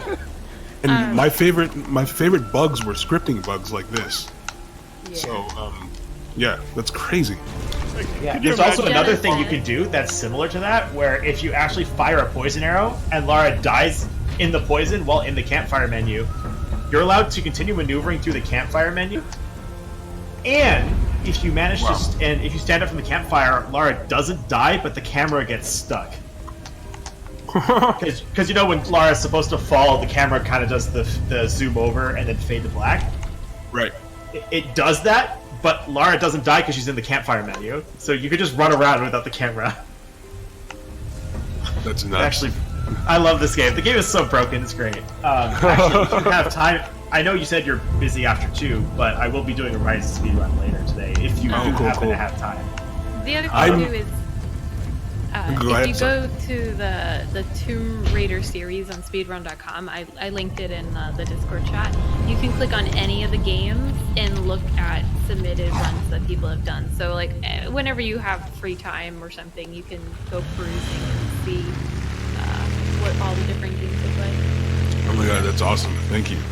Yeah. So for the reboots, 2013 is 1 hour and 2 minutes of real time. Rise is exactly 1 hour of real time, and Shadow is 54 minutes. 54 minutes.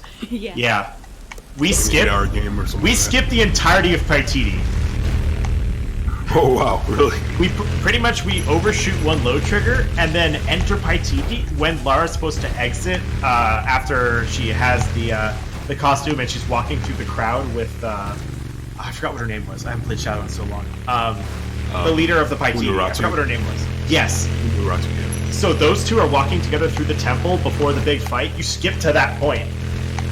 Wow. From when you're supposed to enter Paititi. It's just, it's insane. That's right, I hated Paititi that much. Oh, sorry. The in-game time is 50 minutes. It's 1 hour and 22 minutes of real time. But yeah, I am looking at all this up right now. That's crazy. And then we also skip the entirety of the last section, and we just go from the beginning of that section to the top of the temple. Oh wow, to the boss fight? Yeah. And so the Shadow run is kind of going to be meh. The older ones are probably better because they show the original tricks. Right. But, and then they patch them out. Yeah, the new ones are kind of eh. And as soon as I get the record for Rise 100%, I'm gonna go do Shadow 100% because I actually have the statue boxed. And one thing I like to do is when I finish a speedrun, I unbox my statue and set it up. Oh, nice. The Ultimate Edition box, or yeah, because I have my Rise statue sitting here on my desk, and I have that one ready to go, just for when I end up doing it, and it's gonna be easy to route because we already effectively have a route for it. But yeah, these games are great. They're broken. Your quality testing game days for Guitar Hero must have been interesting. Like an hour into quality testing, it's like, wow, I have confirmed I suck at this.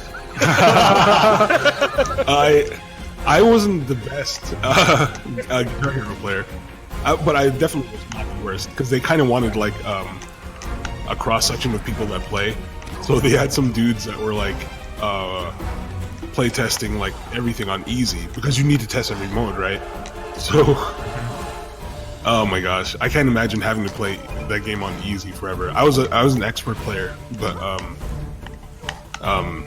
so it was challenging, so a lot of times. But after like 2 or 3 months, the song list gets pretty, repetitive. Yeah, I mean, when you have such a small selection. Right. Actually, that brings me a question. How did you get to be a QA tester? Because I've applied to multiple jobs to do that kind of a thing, and I cited my speedrunning experience as, like, part of my resume, because that's effectively what speedrunning is you're using those mistakes that you have to find. Yeah, and absolutely. I was wondering what you used to potentially get into QA testing in the first place. Well, I started, I was QA testing back in, what was that, 2000, whenever Smash Hits came out, 2007 maybe, 2008, and I actually submitted straight through to the Activision website.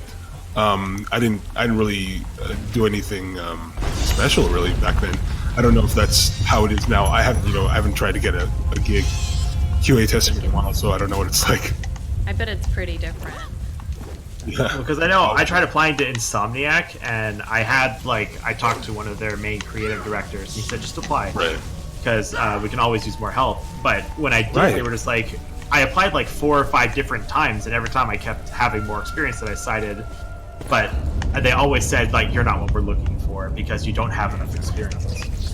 Well, what I would suggest, if it's something that you really want to go into, I would suggest working at the publisher level first, because usually that's how I got in. I went publisher first, because I don't say that they're like a lower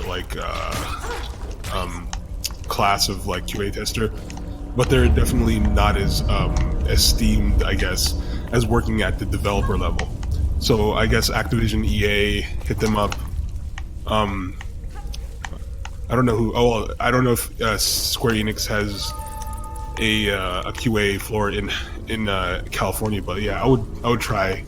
Well, if they did, then I could work on the next Tomb Raider game that they're going to publish.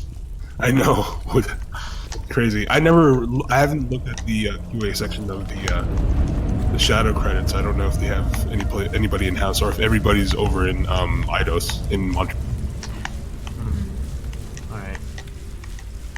Okay, yeah, just because I've tried it multiple times, and they're like, "Oh, you need more experience." It's like, well, how do I get a job with? Because honestly, experience? Like, a lot of the people that you see working at the publisher level, it's like the people that are just starting out, and they hire everybody through a temp agency usually, and right, and you get a whole bunch of like different skill levels at the publisher level. Everybody that I was working with at like the developer level, most people had some kind of experience. Okay. And it probably doesn't help that everybody and their mother wants those jobs. Right. Yeah. Well, considering how video games have been expanding as just a medium recently, that's not surprising that the whole environment is getting flooded with jobs like that. Well, it's bigger than the movie industry now. Yeah. I want to go into I want to go into like game design. And so that's something I've always been interested in doing, because like whenever I play those games, and it's like if you have one game that leads into another one, and then you reference that first one and have a bunch of Easter eggs and all this stuff hidden, it's like that stuff. I love finding that stuff, and I would love to be the person to put that in and leave it for other people to find. Right. And so I've wanted to be a game developer pretty much since I was like 10, when I started playing video games like continuously. And I mean, you're in the right place. Like here, LA is a good area. Yeah, and so like for schools, I'm either looking at Irvine or Santa Cruz, because they both have a really strong video game design department. I'm telling you, like a lot of people. I went to UC Irvine, and oh really? Yeah, and a lot of not a lot of my friends, but I have a few people that went on to Blizzard. One of my college roommates is actually still at Blizzard. He's one of the cinematic tools developers. Oh, that's awesome. I wonder if he's working on World of Warcraft. He's working on everything. So he definitely worked on that initial cinematic that you see at the beginning of Vanilla Warcraft. So cool. Yeah. Well, it's just because I know that like Irvine is around like Santa Monica and Silicon Valley. It's like the place to be for game design. Right. But right. I also know that Santa Cruz has a significantly better program because theirs is much older. Is it? I had no idea. Yeah, so their video game design program pretty much started back when video games were starting to become popular. Whereas I think So, like, Irvine's is less than Atari? 10 years old. Yeah, and Irvine's is less than 10 years old. Is it really? Is it really less than 10 years? Yeah, I went and talked to them. Their video game design degree is fairly new. Oh, right. Yeah, So it's degree like- is fairly new. Yeah, but their program is modeled after Santa Cruz's because it was the original intelligence. And so it's like I don't know which one I really want to do. I just have a really I think hard it time depends on deciding. all. I think the culture at both schools are kind of the same, but I have a feeling that Santa Cruz is a cooler city to go to college in. But Well, I'm sure, but like Irvine would be better because it's closer to all these companies. yeah, it's so, very like, true. And I feel just- like Blizzard actively looks at Irvine grads. So is it right there? Because I'm really torn on like which school I should go to, and I've been thinking about it for almost 5 years about where I should go, and I haven't been able to make a decision because there's so many pros and cons about both schools. Yep. But well, maybe when we hang out at Dave and Buster's that time, you can tell me about your experience Right. in Irvine. Yeah. Oh man, I love talking about Irvine. I mean, I love my time at Irvine. I actually haven't met recently an Irvine graduate because my sister knows a bunch of friends who are all Santa Cruz. Oh right. They're So all I've talked to them a bananas. lot about their yeah, instead of anteaters. Right. So they told me about how everything was up there. We went and toured both schools, and I don't know. I feel like having the opinion of the other school also would be beneficial. Yeah, man. When we hang out, when we go do some Dave and Bustering events and play some Tomb Raider. Awesome. I hear it's All right. a fun game. I've been, It's It's pretty difficult. is it? Oh yeah, you'll be. Here's my advice. Dave and Buster's has a deal with Maya Cinemas, so go to the cinema first and go and watch a movie, and then take your ticket over to Dave and Buster's. They have this thing where if you go watch a movie and take your ticket with them, you get to play the entire day for free. So that's Really? that's a really good way to not waste credits and points trying to get good at the arcade game. Because if you don't make headshots routinely, you're probably gonna get wrecked. Gosh. So it sounds harder than like House of the Dead or Time Crisis. Up there with like House of the Dead is kind of cheap in its difficulty, Right. where it's meant to be a quarter eater. If you're skilled enough, you can probably play just fine in Tomb Raider. Of course, the more players you have, the better. But just get goodish. Get good.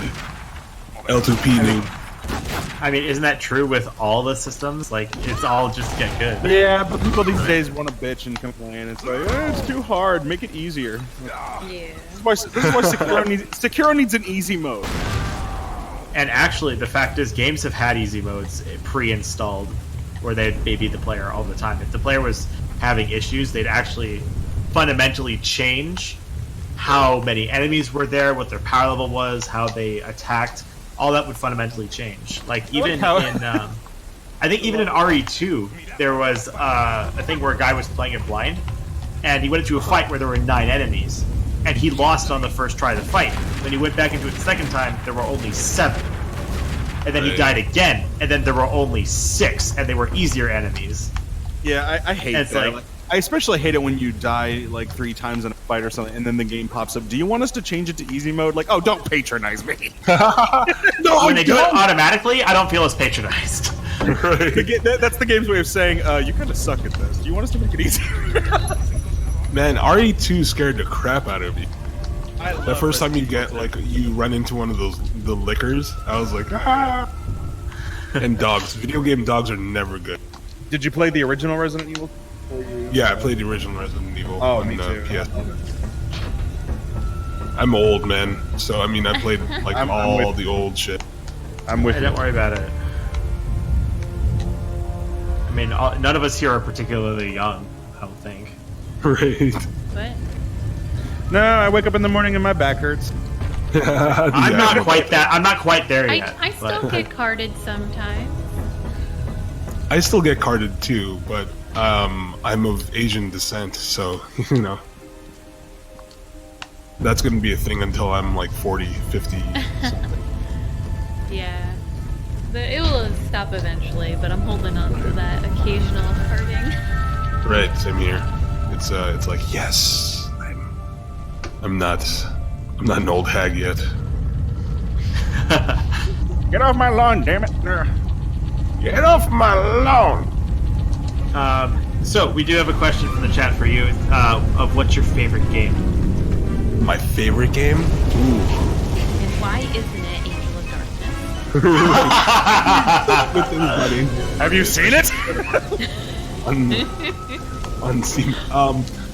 I think. Gosh, that's a tough question. My favorite game ever. Even I couldn't answer that one. Yeah. I have a list of like top fives, but I don't have like an actual list. It depends on the day of the week, really. Really, Thank yeah. you, Bunny. I was too slow. I'm gonna say that one of my one of them that's up there is KOTOR, Knights of the Old Republic. Okay. Not a bad choice. Yeah, that was one of my favorites. I've played that like maybe 10 times. These are all gonna be RPGs, by the way. Oh, I'm with you. Mine is Tales of Eternia. Oh yeah. I haven't played too many of the Tales series, but I enjoyed the one that I did play, which is Symphonia, and I hear that's not even one of the better ones. It's not. So Eternia, you would say, is probably the best of the Tales. Like, Yeah. the thing about the Tales of series and the Tales of fandom is they're very divided. You'll never find people that agree on which ones are the best ones because there's like over 18 of them. Right. In my personal opinion, Tales of Eternia is artistically and gameplay-wise the best. But again, I don't expect everyone to agree with me. But in my like, maybe I'm biased. Maybe. After our conversation yesterday, I'm pretty cemented on the fact that you are biased. It's interesting because I talked to him the other day, actually yesterday morning, about this exact same thing about like the Tales games. Yeah, what took me? Really? Yeah. Tales. I mean, RPGs are great. I'm also like a fan of Final Fantasy games, so 7 and 10 are my. Yes, Great. baby. Final Fantasy 7. Love it. Yeah. I mean, I don't know a single person who doesn't like Final Fantasy VII. Oh, I do. People that I'm not a people fan that like of Final Fantasy 6 don't like Final Fantasy 7. Okay? Oh, 6 was great too. I'm not the biggest fan of 7, but I also really love 10. So I mean, I love 10. I played a crap out of 10. yeah. Yeah, 10 was Real like quick. the first Final Fantasy that I completed. I remember when I was younger, played Final Fantasy 8 when it was brand new, but at the time I was not ready to appreciate RPGs, so I took it back the same day, and then years later I was like, Oh no. yeah, let's give this a shot again. And I played 10, loved it, and then I went back over the series and discovered 7 and why it's a masterpiece. Graphics look like That- crap, though. That remake though, that's Isn't the it? trailer for the remake. Oh, isn't it fantastic? I cannot wait. I can't wait. I'm hoping they drop something at E3 this year. I'm gonna go nuts. Well, they are. Like, the trailer teased that something is coming in June. Right. Oh, I can't wait. So another question. Yeah. Oh, sorry. Finish. My bad. Did I go for it? No, I was going to say that I've also played WoW since like beta, so I'm a big WoW head. I still play now. I'm actually leaving at 2 because my Mythic group is we're running our weekly. Doing really Got it. All right. Nerd test. Well, then the other question is, what's your favorite VA role that you've done so far?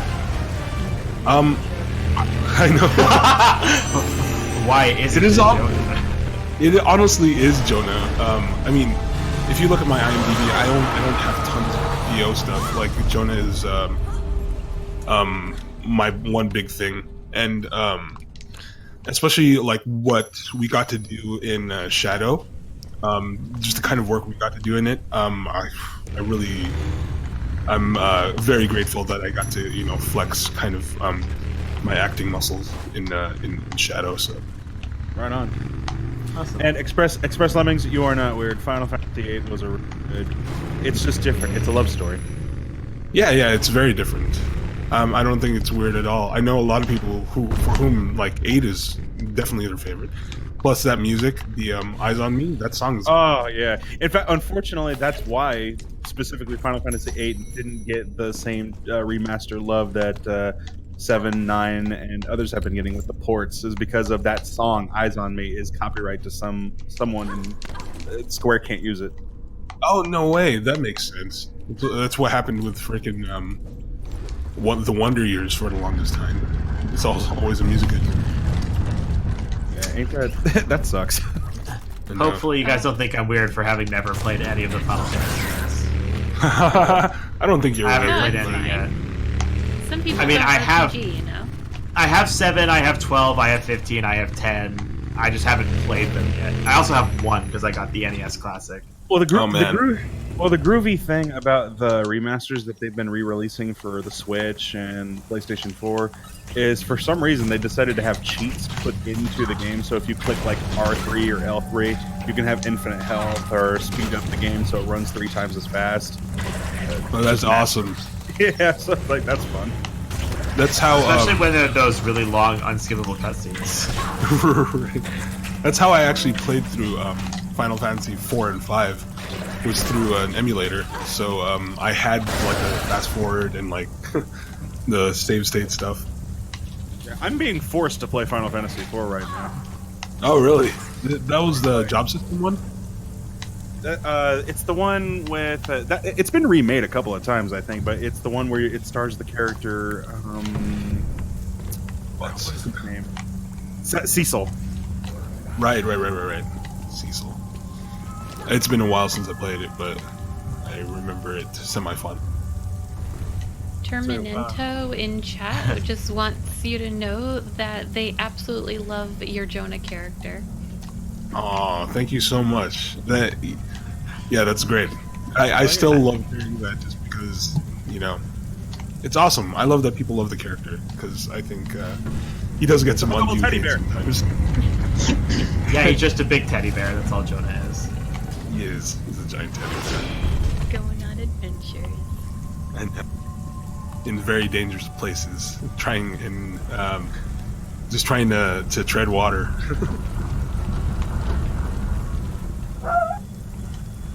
That was my dog. I'm actually surprised that my dog hasn't, started barking a bit. Aww. What kind of dog? The Schnauzer. Ooh.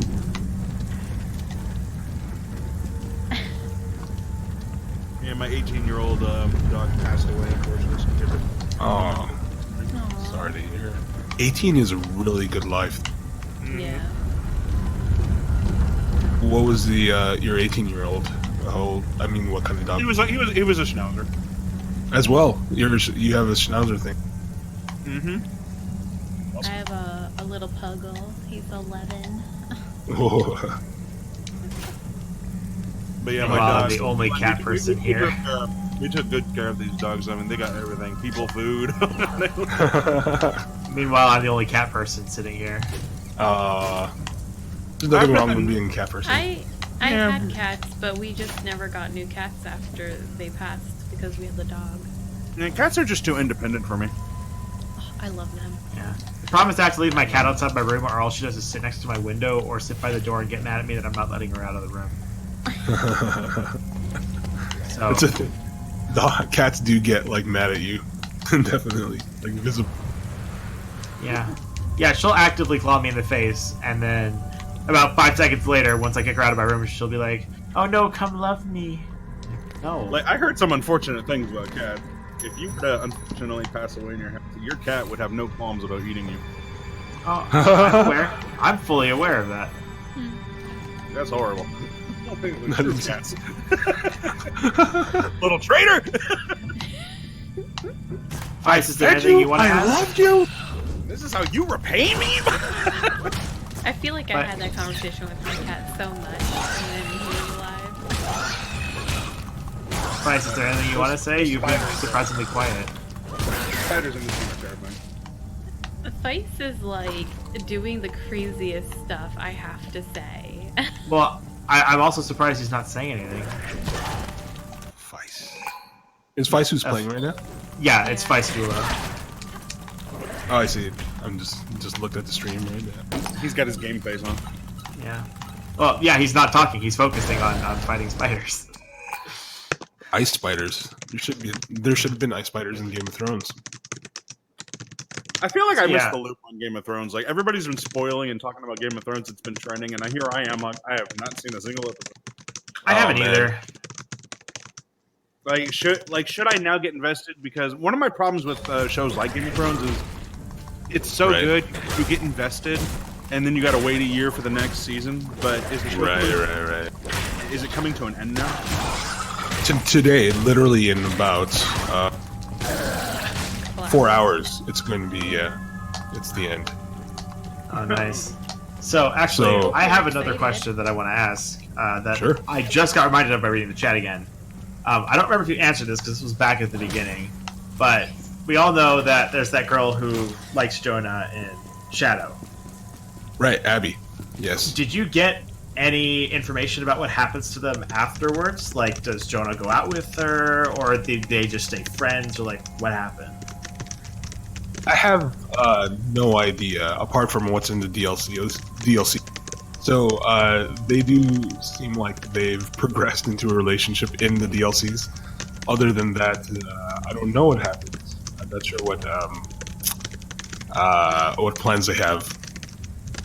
Okay. But Abby was definitely a surprise for me. Like when we were shooting Shadow. As you went through and you were, did you get the whole script, or did you just get the one scene at a time when you were doing it? It changed between the games. So for both Rise and 2013, I got the full script. But for Shadow, we kind of got. At the beginning, I had to sit down with the director, Daryl, and he kind of told me what the long overarching story was of the game, and then I would get scripts like the week before, whatever we were shooting. Okay. Yep. So we would, and then we would talk it through like at the shoot. Were you All expected to memorize the whole thing in a week? Yeah, it was very fast, very fast pace. Was that due to a high demand, or was that just because they wanted to get it out and done with? I think it's just the development schedule and the way things are being written. So you know, I don't know exactly how they organize this all, but yeah, we had a week with the scripts, and that's actually more than we would have with previous games. Sometimes with the previous games we would get a script, but then we would get a finished script, like a finalized script, maybe the day before or 2 days before, and that was really hectic. But it really makes you get on your game. These mocap shoots. I was gonna say, you really end up becoming the character. Yeah. Oh, thanks. There's no other choice. Yeah. How many foul ups were there in the recording process? Like, does anybody fumble their lines and you got to start the whole scene over? Oh yeah, absolutely. I mean, that happens all the time, especially when we have something, you know, with a lot of dialogue. And like Camilla, she's freaking amazing. I don't know how she does it between this and Grey's Anatomy. Like, I have my lines, and not that they're like easy or whatever, but she has the really like long paragraphs, like technical stuff, and yeah, she goes through it like a champ. Okay. So, but and I mean, we do get, you know, multiple takes for a lot of things, even if it's not something where we mess up a line. We do multiple takes of every scene just so they have options. You know, it's a full 8 hours every time we shoot. How many scenes do you usually do in that 8-hour time limit? For Shadow is like 3 or 4. So 3 or 4 scenes. Are there And that's like tutorials? setting up in lunch and getting into the mocap gear, which takes about an hour sometimes. It takes that long just to get into gear. It does, because there's the because putting on the stuff is hard, and then they got to put on because it's skin tight, it's really tight, and then they got to put every marker on. So there's like something like 60 markers, so they put all those on individually, and then they gotta put the helmets together, and there's all this gear on their back, and they gotta do ROMs in the beginning, so they gotta do like the calibration stuff. All that stuff takes take an hour or more, and then paint the dots on our faces. So it's a process. Okay. That's a lot more work than I expected. How was the catering? I was usually pretty good, I was pretty happy with it. They had a catering company come by, and they did they would lay out the spread. It's kind of different from other sets, like an on-camera set where they have a truck, and then they dole out stuff from the truck. But So I look forward to the food food. sometime. There's nothing like amazing off the top of my head. It was all pretty solid. I do remember this one time, towards the end of the day, all that was left in the food area in Crafty was donuts and bacon. And then me and, this was on Tomb Raider 2013, me and the actor who plays Alex, we were sitting there waiting in between scenes, and we were looking at the Crafty table, and we're like, man, his name is Andy, by the way, Andy Hoff. And we were looking at the donuts and the bacon, and we kind of looked at each other, and we're like, I'll do it if you do it. So that's what we did. We wrapped We're about to tear it up. the donuts and bacon, and then, yeah. That's awesome. Right. But that actually, again, brings me to another question that I was thinking about, but I never thought to ask. Sure. Was there ever intended to be a relationship between Lara and Alex? I don't know about that. Because even in the original script, if I recall it correctly, there was nothing really there. He definitely had a thing for her, though. I think he says so in one of his journals, but I don't know if there was anything planned. Well, because I just remember, like, one of the most important scenes to me was when Lara leaves him to die on the Endurance, Right. and she kisses his cheek, and it's like, is that her just saying goodbye, or is that her showing that she reciprocates his feelings? Like, I never understood what that I don't know. Maybe she knew, and she was just like, "This is what I can do right now," and I don't know. That was super sad. Especially in the after reading or listening to that journal entry, and it's like, poor. Yeah. Okay. Yeah, it's just because that was never answered, and that scene just seems so out of place. The Even kiss. for Lara.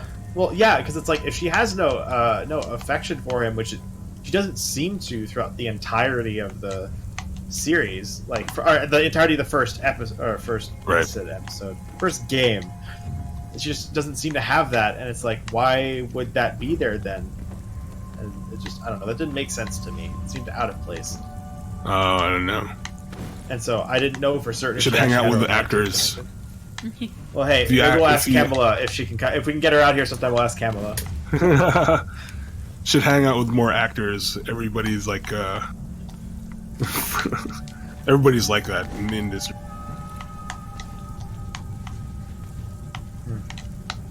Yeah, it's just it seemed unclear, and I didn't know if perchance you had an answer to that. I don't think there was necessarily a thing there, but I don't know. Yeah, I think it was just something that happened in the spur of the moment, as he's about to die. Yeah, and he just Here's wanted to be the a hero. question. Yep. What positions do you think Jonah sleeps at night? If I'm any indication, he's a side sleeper. So Alright. yeah. Does he sleep with his like beard outside of the covers or inside?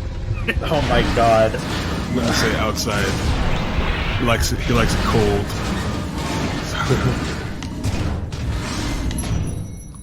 But he's one of those dudes that likes it like cold with a blanket and the fan on, which makes no sense, but you should try it.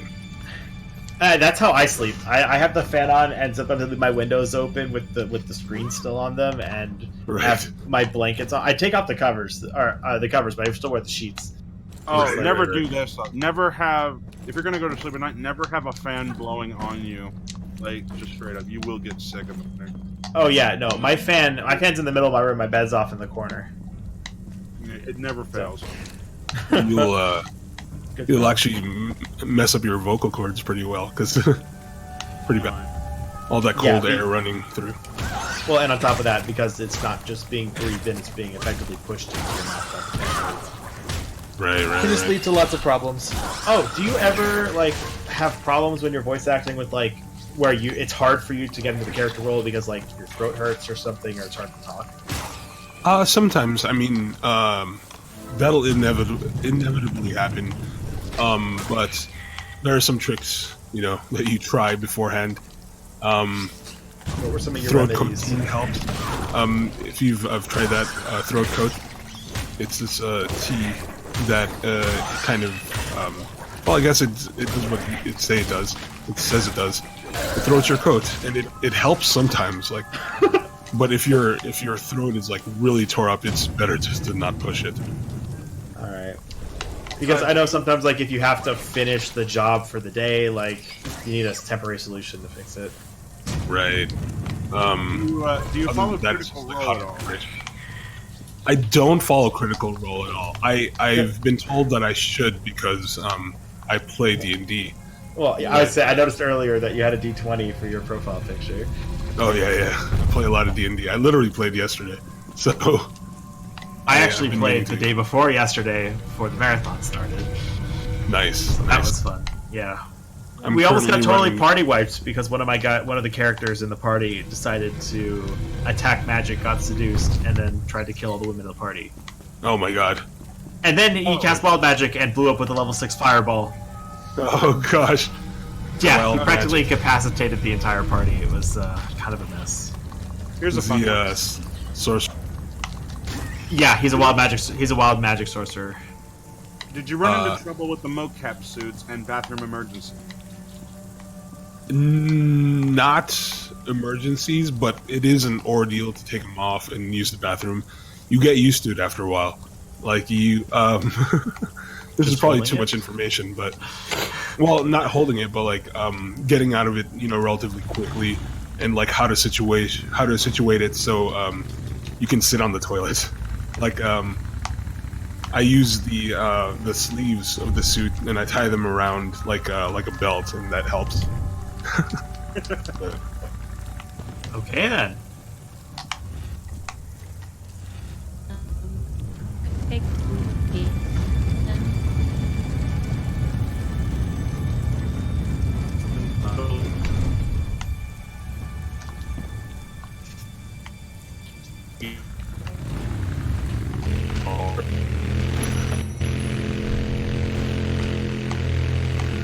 Hello. Hi. Yeah, Discord is eating. Okay, so that wasn't just me. Yeah, same here. Okay, because I heard all the robots. I'm like, wait, is that my internet? 'Cause the stream looks fine. Okay, I was worried for a second. So here's a few more questions. Were the motion capture suits uncomfortable to wear at all and take off? They were kind of tough to take off for me, but once they're on, they're actually pretty comfortable because they do have ventilation like on the sides under the arms too. So yeah, you actually don't notice them after a while. At least I didn't. So.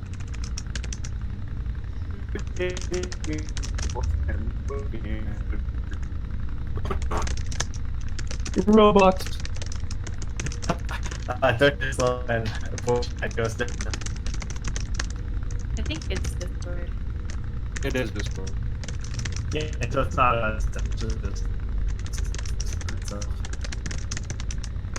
You all there's fight is typing. Are we No, back? Starting to come back, but it's not back yet. Doctor, enemy of the Daleks.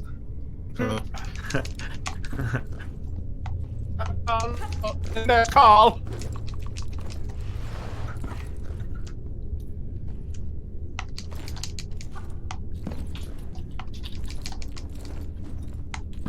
Hello. And still.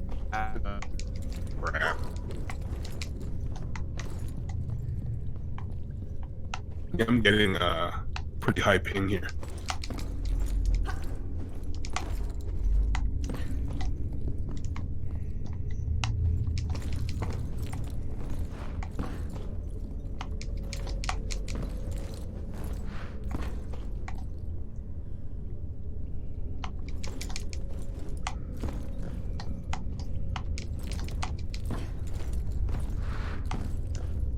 Hello. Hello.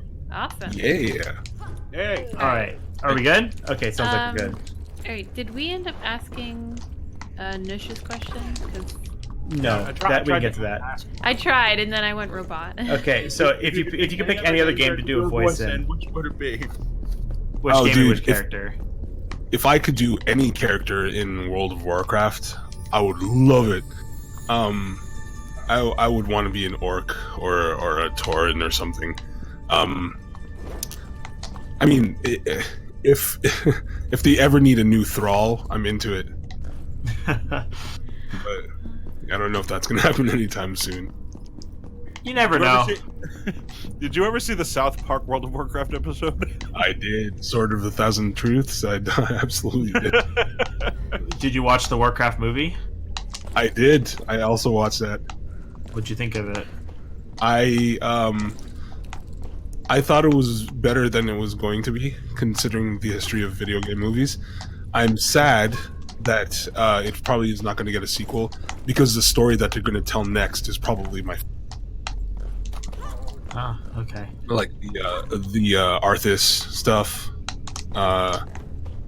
the siege or the burning of Lordaeron, all that stuff. I'm sad they're probably not going to get it. That's all right.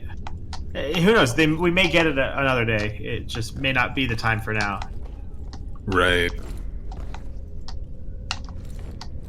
Oh, I know the glitch that is trying to be done right now. Like I've been trying. Do you go Do you go through the rock or do you go on top of the rock?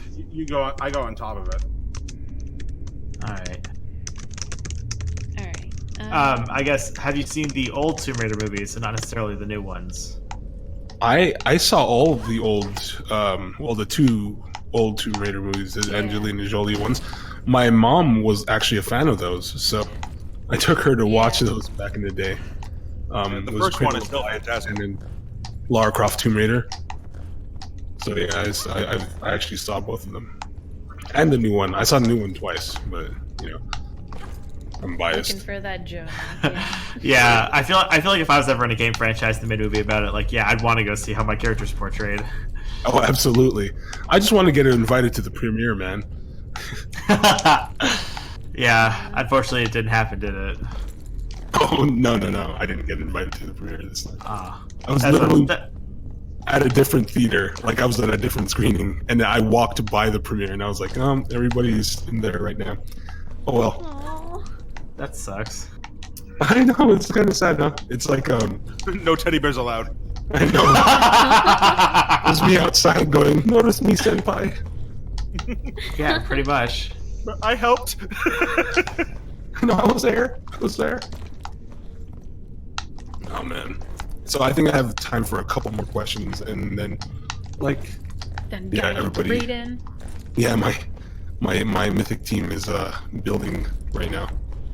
All right, well, maybe you have time after that. We're going to continue this marathon for probably another 5 or 6 hours after this, so Till feel 10 free to PM. tune in. Yeah, for Well, sure. out. Yeah, because we have an hour after we're done with Underworld, and then Genesis is gonna play Rise and show off Oh, wow. Jonah. Cool. Yeah, so if And you're then, busy, if you're not busy watching Game of Thrones, feel free to stop by and watch. Oh my god, I know. Yeah. You can also today.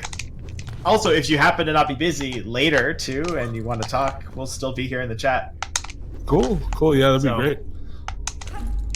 This is just cool. I don't know, being able to talk to like one of the people who's a part of for one, a major gaming franchise, and two, one that we very lovingly play all the time. It's awesome. I'm just happy to find out there's a speedrunning community. That's awesome. There's a speedrunning community for everything. I know. I should have known that. It's like rule 34 actually- of the internet, right? Yeah, pretty much, except for speedrunning. And actually, surprisingly, Shadow, I think, was the only game in the series that the speedrunning community was developed before the game came out. Really? Yeah, because there were like 5 of us who were like, when Shadow comes out, we're speedrunning it. No matter That's what. great. And it's That's Well, great. even with Rise, there were people ready to. well, I didn't know. I wasn't here for Rise, so I didn't actually know that. Oh, yeah, I was part of the early. Well, not routing, but part of the early running for Rise. Well, We were. Yeah, remember, I joined in Yeah. like 2016, so Yeah, I wasn't there for that. We started routing probably like a couple of days after everyone got their hands on it and stuff. And I don't do routing. I just do the run. So, but yeah, there was a big production. I still have my notes for the original speed run for that before it got way developed down. I think Lemon or Lemi still has our speedrun notes, and we were trying to figure out what the best route was to get all the collectibles. He has layouts of all the items on all the maps on different layers of Photoshop, and we Yeah. spent the time to figure out, okay, what gets connected to what do we do here, We spent a lot of time in his Photoshop working on that. That's awesome. And memories. Yeah, so... Memories. Like the corners of I mean, my mind. I'm pretty sure if you ever also want to just watch some more speed runs of the Tomb Raider games, we all do runs on our own. I think besides Will, all 3 of us do speed runs actively. Oh, cool. So- Is there like a team page or like a Twitch? So in the Tomb Runners, there's actually a stream chat channel that we posted when we go live. Okay. And so we'll put down the name of the game, what we're doing, and then we'll link to the Twitch page. So if you're ever looking for a stream, you can always check there, see who's live, and then Nice. just go from there. Yeah, there's also a link to the team itself. Yeah. For Twitch. Oh, cool. But I will but just again, follow this. if you're in the Tomb Runners Discord, then you'll see a lot in there. Yeah. Got it. But yeah, Cool, so folks. Well, it's been awesome. It's been rad. Thanks so much. Yeah, for it's been awesome chatting for and us, too. answering all our questions. Yeah, for sure. I'm glad to. I hope I provided some kind of insight. So almost certainly, you gave Exciting us a lot of very useful information, nice. especially for people looking to get into the business. You gave us a lot of help. Thank you very much, and Thank a you. very, very, very big thank you for taking the time to come and talk No with problem. us. Y'all have a good rest of the marathon. If I don't happen to be able to pop in later, but yeah, thanks for having me. It's been fun. I'll see y'all later. If I don't see you at the end of the day, then I'll pop into a stream at some other point. Do you mind if I add you as a friend so we can talk? Is that cool? Yeah, for sure. Yeah. Do Oh it. well, now I got to do it too. Well, I'm Yeah. asking strictly for the fact that I'm gonna be corresponding later to actually come up with the time to hang out. Like, Yeah, man. Just feel free to add me. I mean, you have my not super secret Discord names. it's not super secret, but it's still secret because we're not telling the 300 people that are watching. Well, I mean, I won't tell. I can't speak for my hand. Your brain controls your hands. Well, You can good go luck on back and your- check. Yeah. So yeah, good thank luck you on so your much for. dungeon. Anyway, yeah, thank you so much for Thank talking you so to much. us. Hope you have a good day. Yeah, come back whenever you can, and we'll always be around if you want to just talk with somebody Shit. about speedruns. Cool. Awesome. Thank you so much. Y'all Yeah, have no a good problem. You Take too, man. care. day. All right. You too. Take care. Bye. I don't like it. That was the best response, right after he left. That was horrible. We should not invite him back. He was just awful. I'll You better hope he's not in the Twitch chat. Oh my god. so exciting, and I had nothing good to say. I was just like, I don't know what I like to talk that. about. It's Hey, fine. buddy, you want to ask your question? And it's like, because I just put you How on the dare spot. you throw me under the bus? I didn't. I put you on the spot. That's different. Close enough. Throwing you under the bus would be ratting you out for something, which I didn't do. Well, yeah, Bunny's got a question. No. Yeah, that's not throwing What you if under I the didn't bus. have a question? What if you could Dude, ask? I literally told you what your question was. I know. I still have to think about it. Oh, kids, stop fighting. Anyway, that was certainly awesome. Feist, sorry for interrupting your speed run. But you kids and your you. rock so good. You're I actually gonna feel bad now get it. because Earl left. We didn't actually allow Feist to ask any questions. No, I feel Feist- bad. Feist explained that he had like the mic stuff set up. Like his audio settings were kind of weird. Alright, well. That was awesome. I'm super happy with that. You guys happy? Eh. You I could just need say his yes. autograph. I need his autograph. I gotta figure. Do you want me to get If it? You I- want me to get his autograph and mail it to you? Oh, you know I what? was Here, gonna buddy. say, do you think I can send him an envelope with my address on it, and he'll just like What I can do? send- Here. You know what I can do? I'll ESA? get his. Yeah. I'll get it and I'll bring it to ESA. I'll buy you something at ESA. He was very down to earth, and that's cool.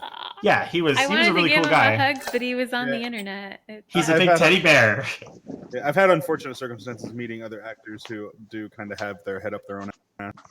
Well, yeah. I mean, if people That's a if people are talent. going to be high and mighty, then of So- course they're going to be like, That's some weird yeah, stuff. I'm so good at this. I'm amazing. Accept Because it. it is a rule that when it comes to characters and stuff, you never want to meet your heroes. And yeah, unfortunately, I have had those experiences. But I've also had great experiences with other actors. And yeah, the Earl, he was one of the down to earth ones. So you know what? I wouldn't mind hanging out with him again.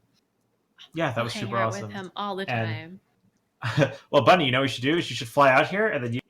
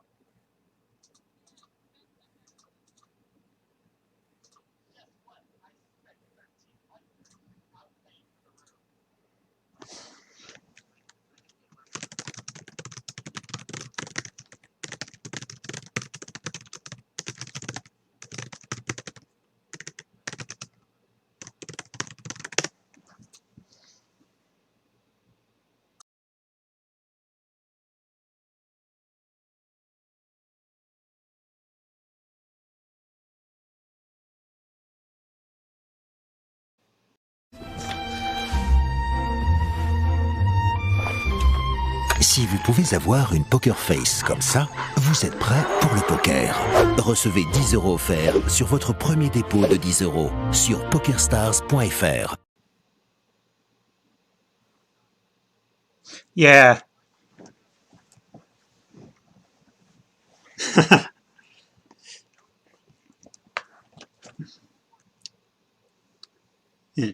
So I think now I'm on the chat with you, but nobody can hear our chat, which is why I didn't want to do this while you're on the interview.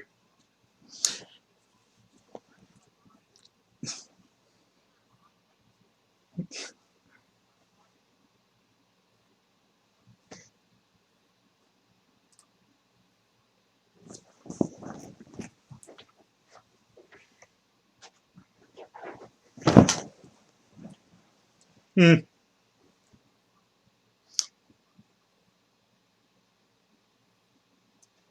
No, I think the issue was that I said I had to have an evening run.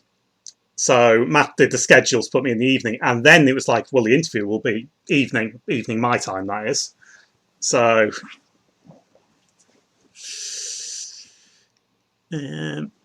right, now I just have to get chat back on the audio, and then we're good, I think.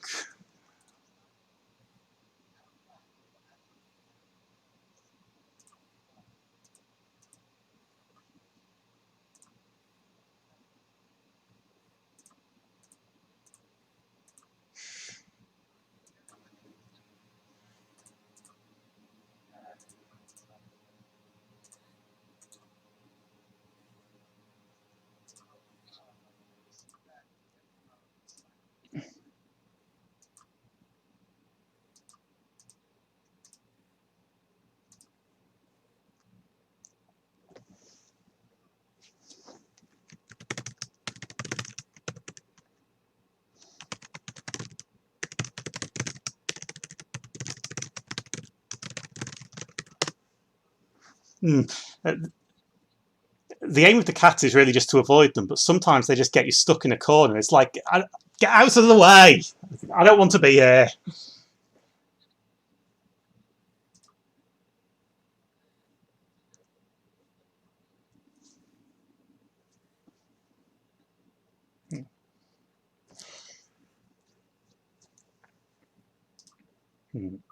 Right, 1 second. I'm just going to completely kill the stream and restart it, and maybe then we'll be good. No worries.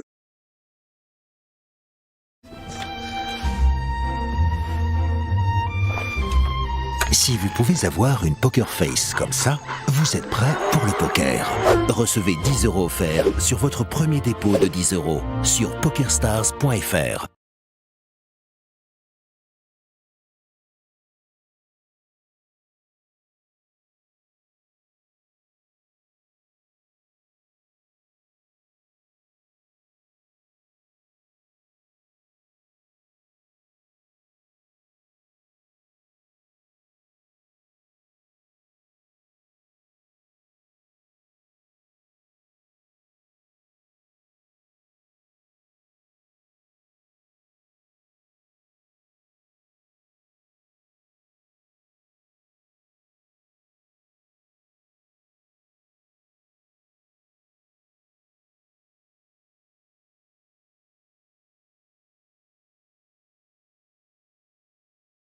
The stream and it literally goes in the order of his emotes. He comes in with the heart and then he's like, wait, what? And then he's like, I'm sorry, can you repeat that? And then he's like, I'm mad at you.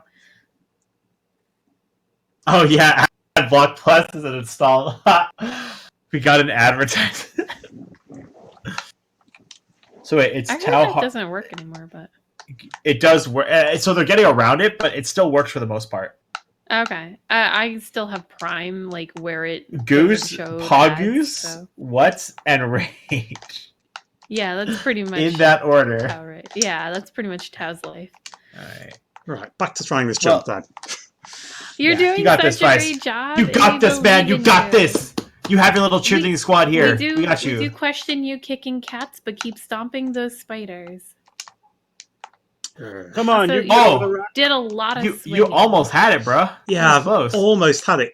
Like when she goes like that, that was almost there. Just not quite. actually, if I can chime in, I think Please the do. best direction. Oh, don't. No, please do. At this point, I absolutely would like advice. I think Break the rock. If I remember correctly, you have to come at it from an angle and see where the rock kind of dips into that little where it has like a dip. You have to dive at that part because that's going to be your best angle for her to go over it. That also actually looks like that's the lowest point on the rock. Yeah, where that dip is. That's what you have to try to hit. I've been going for that, but I haven't been coming at it from an angle, so that may be what we need. That already looked like that was better than your other attempts. Yeah, just a little bit further to the right. Just a little bit.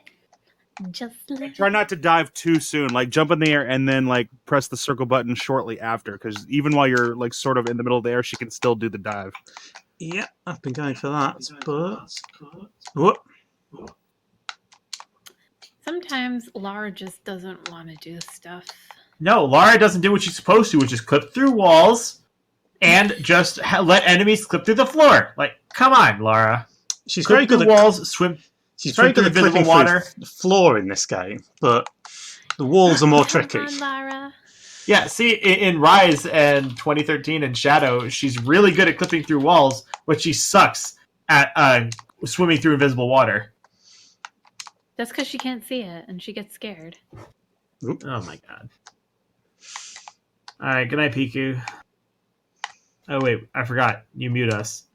Wait, will standing on top of the vase give you that extra height? I mean, you don't need to do that, but on the other hand, we don't know it won't work. Are we muted? I think Piku had us muted. Oh, or Piku, sorry, Feist. Feist. I was like, no, I think Feist. I got confused. Feist. Oh, you think Feist did? Well, yeah. Not remember, we weren't coming through beforehand, so. Oh, while I was fiddling with the audio setup, yes. Oh, okay.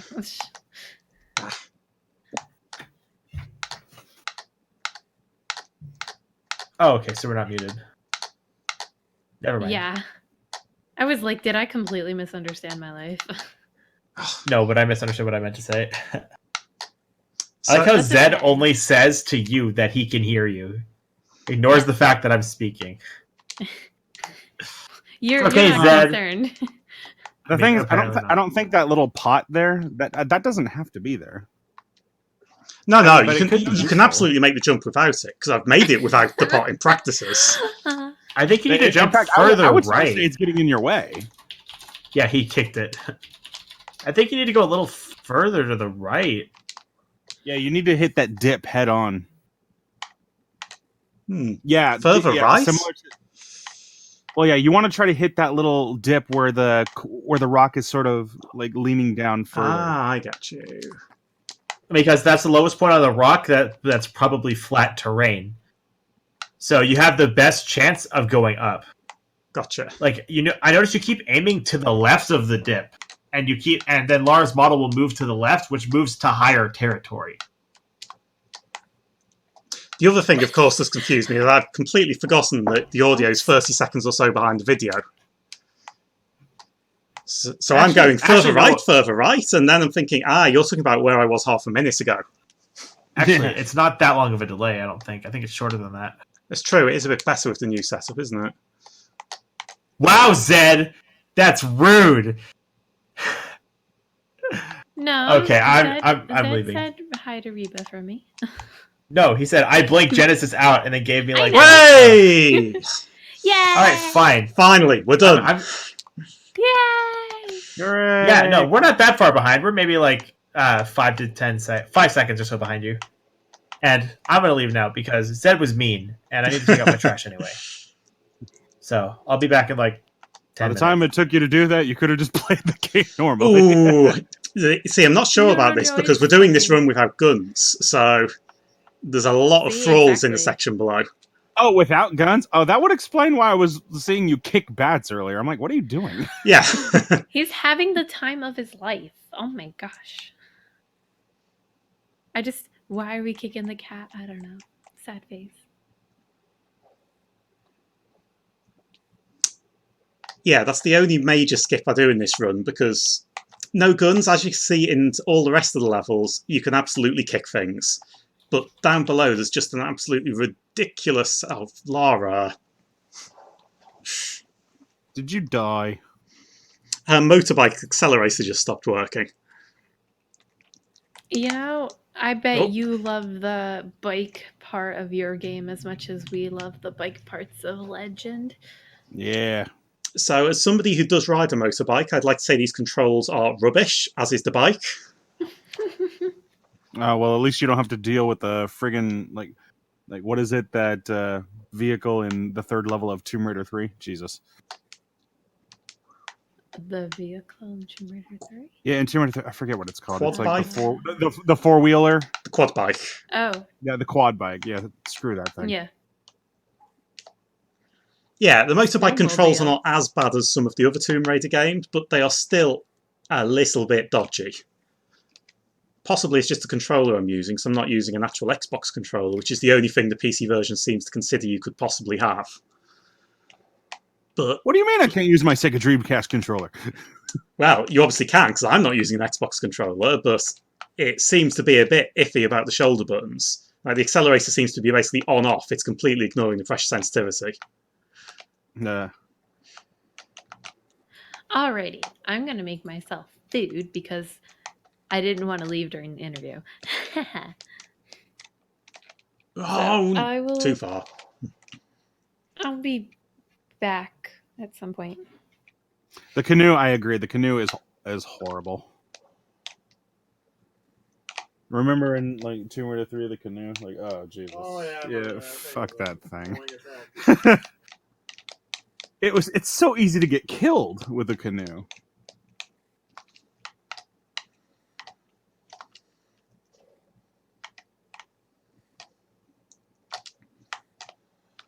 But to be fair, even in Tomb Raider 2, the snow bike, that thing is...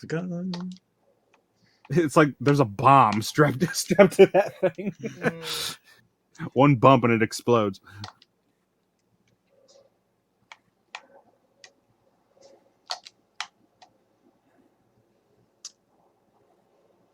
The bit that really annoys me about this jump is if you go for it as soon as you've pressed the switch, you can absolutely jump over before the door on the other side's opened. Oh, yeah?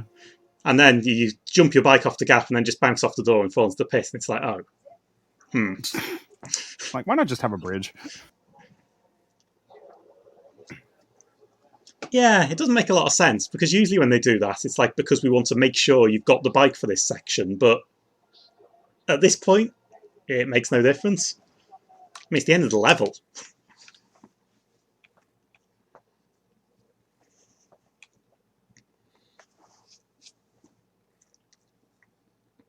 Oh, this level's all kinds of fun.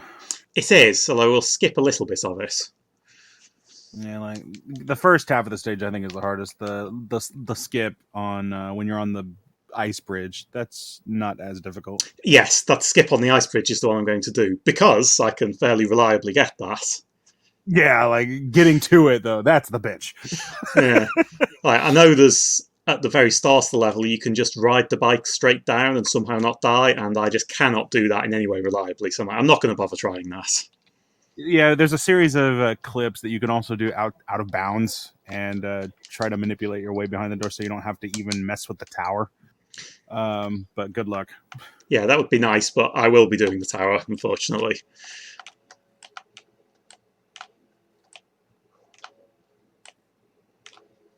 It would be nice to not have to drive the bike down the whole spiral as well, because, like I say, the controls are a little bit dodgy, but... Gracie, like the speedboat in Venice, like the speedboat in Venice is probably the least offensive to me because it's not difficult to control. You've got plenty of room in the water. The boat is not that sensitive, so you can ding it around a lot and not have to worry about too much. But yeah, the kayak and Tomb Raider 3, the quad bike, the snow scooter or whatever it is just, those things have some serious issues.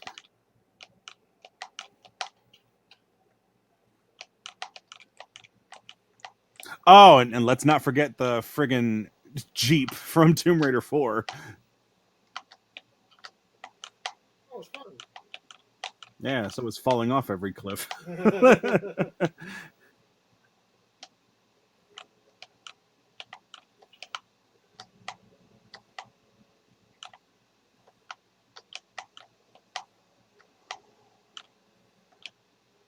Oh God, will this be the first time you make it down there without dying? I assure you I've died an awful lot in practice on this bit, because it's so tempting to just go faster, and then the bike just goes, you're not making that jump, you can't turn around there. You can do it. Hey, you did it, wow. There's some of them. Here, have some grenades. No, really, go away, go away. Those grenades did not hit as many people as I hoped. Run away. Yeah, if only you had like some kind of projectile weapon.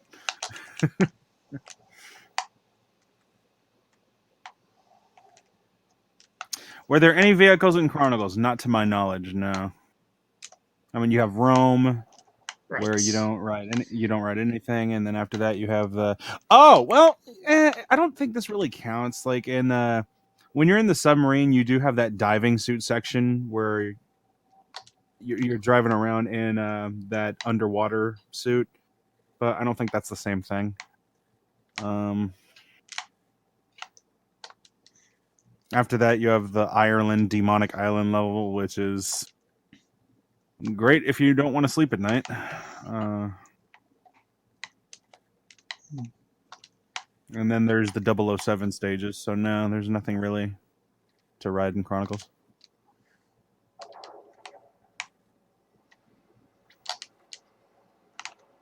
No. Well, yeah, of course Lara has all the Batman-esque gear. She really is female Batman.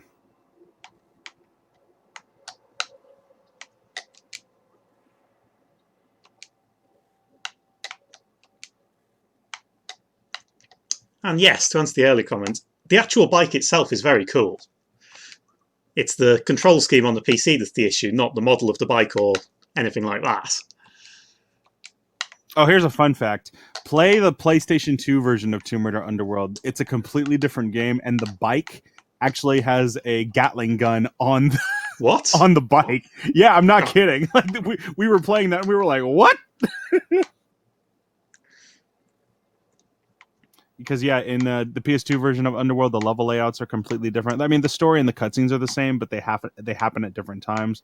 The level layouts are different. The bike has got a Gatling gun turret on it that you can shoot at any time. Like the level layouts I could understand, because it's like, sure, last generation console, it's got less memory and so on. But the Gatling gun, it's like, Yep. It's definitely a lot cooler.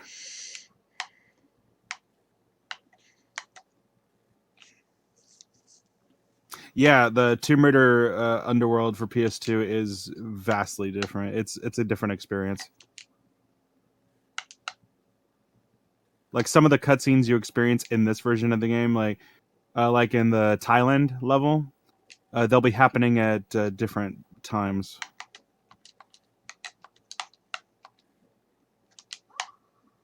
Just because the places that you reach and the areas you go to are a tad different, but still the same story, just different build.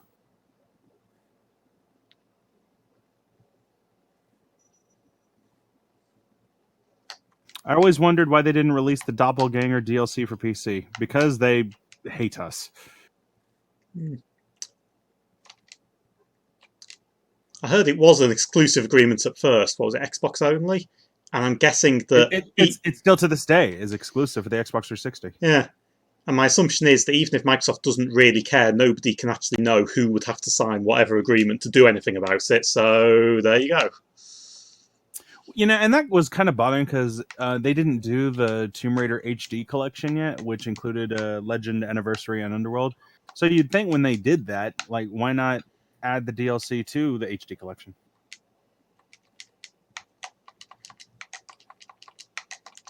Laura, thank you.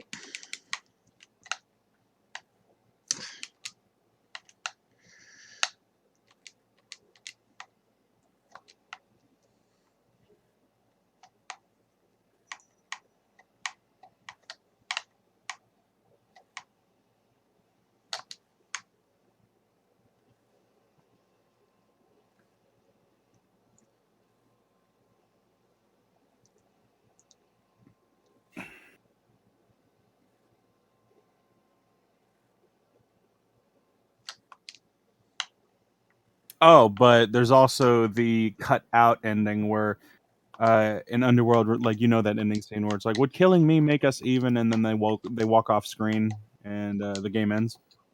There's that extra ending where it shows Lara like going through the snow trying to get out, and then the camera shows that Amanda's chasing after her with like a stone or something to try to bash Lara's head in. But Lara sees her coming and shoots Amanda in the leg, and Amanda dies in the snow in the ending of Underworld.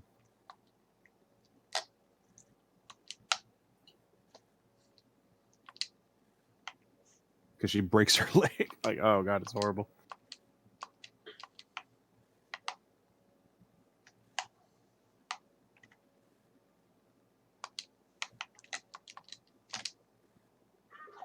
Oops.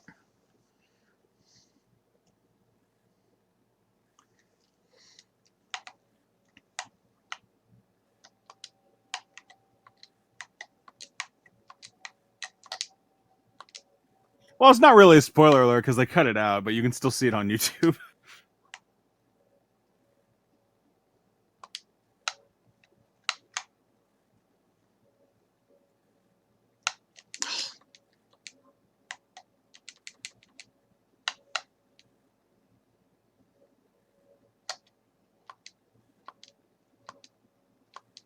It's true. Quite a few of the sections in a lot of Tomb Raider games would be easier if Lara just had a rope and a grapple.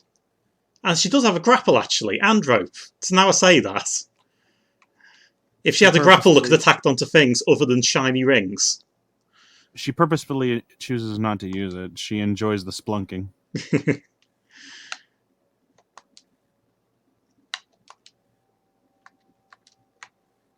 And it's Lara, not Laura.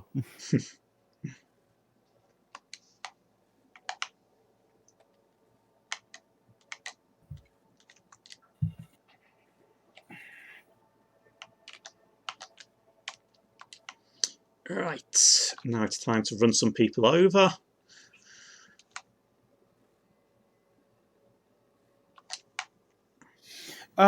Yeah, she enjoys the possible death and injury. Like, she is a bit of a sociopath.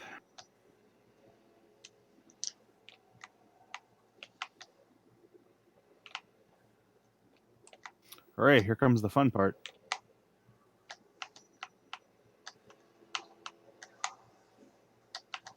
I missed that ramp then.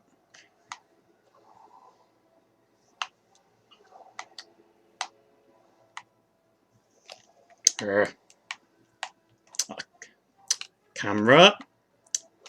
We've had words about this before, camera.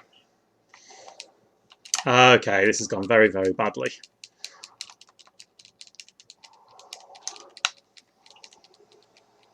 Oh, no, I seem to have got through anyway somehow. Well, good enough. I didn't need that motorbike anyway. Fine, take it! There we go. And it's just rude vomiting on people, particularly when I'm about to jump on something.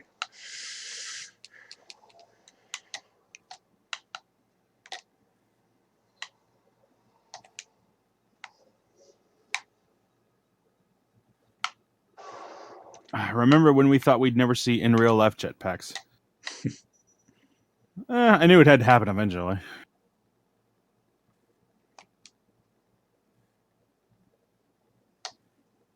Would I still be young enough to use one? Oh, you went too far. Oh, you were talking about a different skip to the one I'm doing then. Yes. Oh! No, Laura, go sideways. Ah, well, it's okay. I've just fallen to my death anyway. I heard that scream. Yes.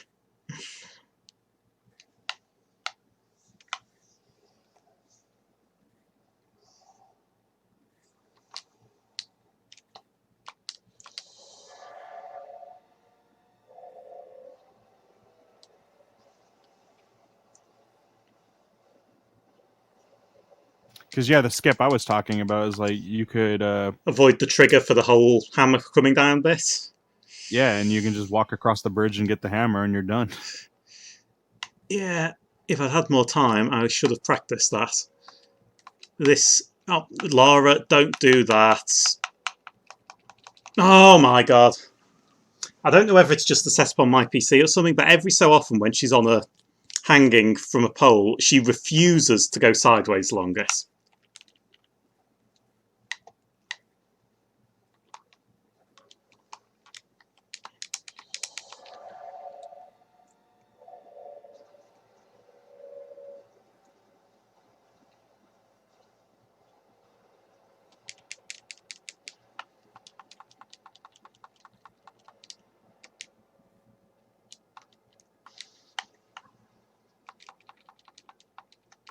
Right, finally.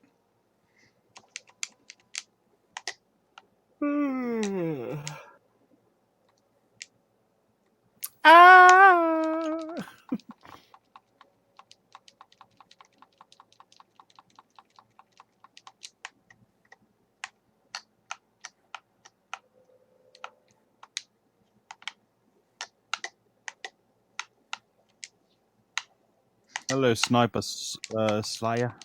I always thought it was very funny how Lara can move quicker along these beams by jumping than by walking. Yeah, you know.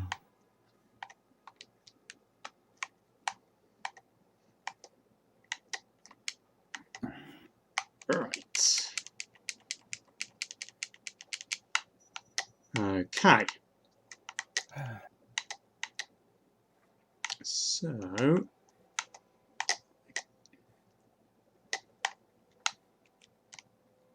No, Lara, jump, not hang. Oh, nearly. I can hear her scream ahead of you, so I know if something goes wrong. Ah! Yeah, it's definitely the sound of someone not going quite where they wanted to in the Tomb Raider game.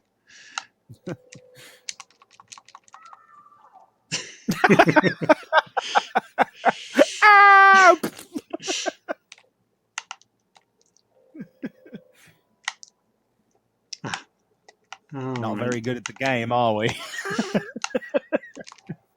I tease. Oh my god! You are really testing my love right now. Well, I mean, they had the section area where we got to see Lara try jump 100 times without dying. So some of our viewers might be missing the sounds of Lara dying a horrible death. I thought it was a bit quiet not hearing Lara scream.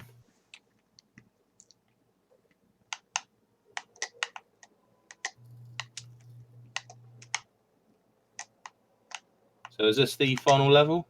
No. But you're getting close, yeah? Well, second to the last. Second to last, okay. But they are like, these levels are like marathons, so they go on a while. Yeah, that's fair enough. I just need to get this annoying jump. I think you managed to hold down the fort pretty well. The interview. I'm sorry, what? I said I think you managed to hold down the fort pretty well with the interview with the guy you did voice acting for the Tomb Raider reboots.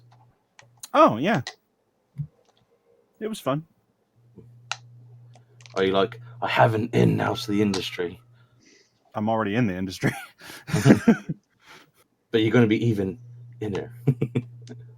I'm already in video games, so.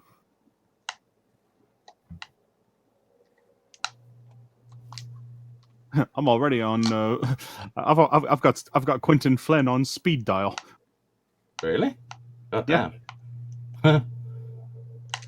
So if you wanted to, you could say, "Hey, can I be in like the next MGS game? Yeah, if you could hook me up, that'd be great." Is that what you tell him? Well, we both know, sadly, Metal Gear Solid is kind of over. So this is an interesting death. Oh Jesus! Just gets randomly stuck. Like, oh, Lara, you stunned Lara, dude. She smacked her head so hard she got stunned. It's just absolutely rigor mortis set in very, very quickly that time. I have once again proving that there's always something to see in these Tomb Raider games. Certainly one of the more unique deaths. Where did Bunny go? Did she just leave? Yeah, I think she went to go take a nap or something. All right. So I'm quite confused by why Lara's dying when she hits that ledge, because this is a jump that's possible. Well, you are Maybe you're diving jumping too far and breaking your neck on it. Yeah, I must be jumping way too far. That's logically, which seems to be the case, because, I mean, you're jumping really far to the side. I'm surprised you're not landing on that front edge. The problem is if you try to swan dive onto the front edges, often she just rolls straight off them as soon as she lands on them. That's stupid. So it is easier to swan dive onto something not head on, as it were. But, yeah. Can you curve yourself enough that you're diving at an angle towards the front edge? Maybe. I don't think you need to do it that way, but it does not mean it's a bad idea. So it's always amazed me of just how broken speedrunning Tomb Raider games can be, because I thought the core design game's broken, but like seeing the likes of Legend, Anniversary, or Underworld, like they're just 10 times more broken with just the amount of stuff you can do.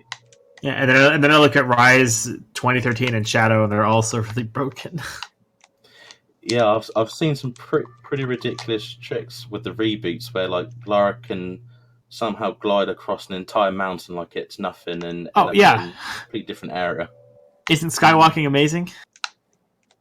It is the first time you see it.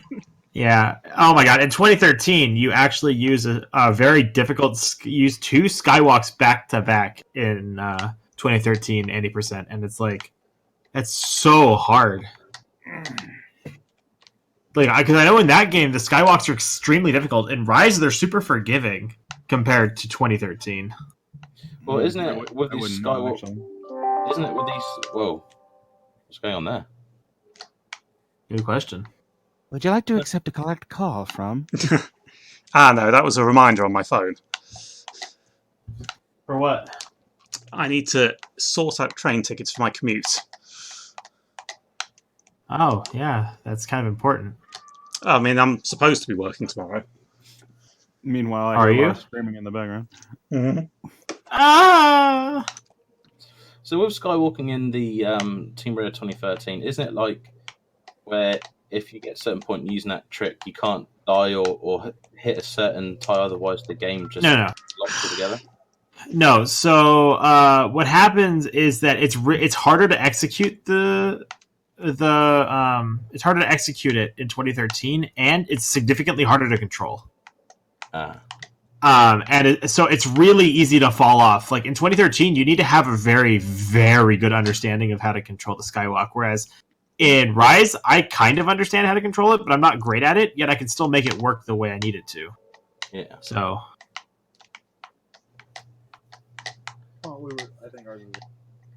I mean, okay. So Extreme Gamer, I've pretty much been here for most of it. I think I missed like 2 hours when I went to take a nap. So otherwise, I've been here for the entire thing. I mean, unless someone's drank. Hey, Dust Mage, thank you for the donation, Dust Mage. That puts us up to 900, guys. That's 900. Hey, $100 more, and we'll make 1,000. 100 more, and Scott has to do the 1,000 nugget challenge or 100 nugget challenge. 1,000? No, 100. He's doing 100 nuggets. Wait, was that 1,000 or was that a $250 donation? Jesus Christ, man! 1,000, you'll kill him. No, he said 100. I was like $1,000 is the next thing, but it's not. It's a 100 nugget challenge. But I don't remember if perchance it was him eating it at $1,000, or if we got a $250 donation or greater. It was one of the two. I don't remember. Why don't you just do this normally? You're clearly not going to get it. I know. It's like, you know, at some point, man, you got to throw in the towel. it's annoying, mate. No. Oh shit, not that way. Kind of important not to dive the wrong way, you know?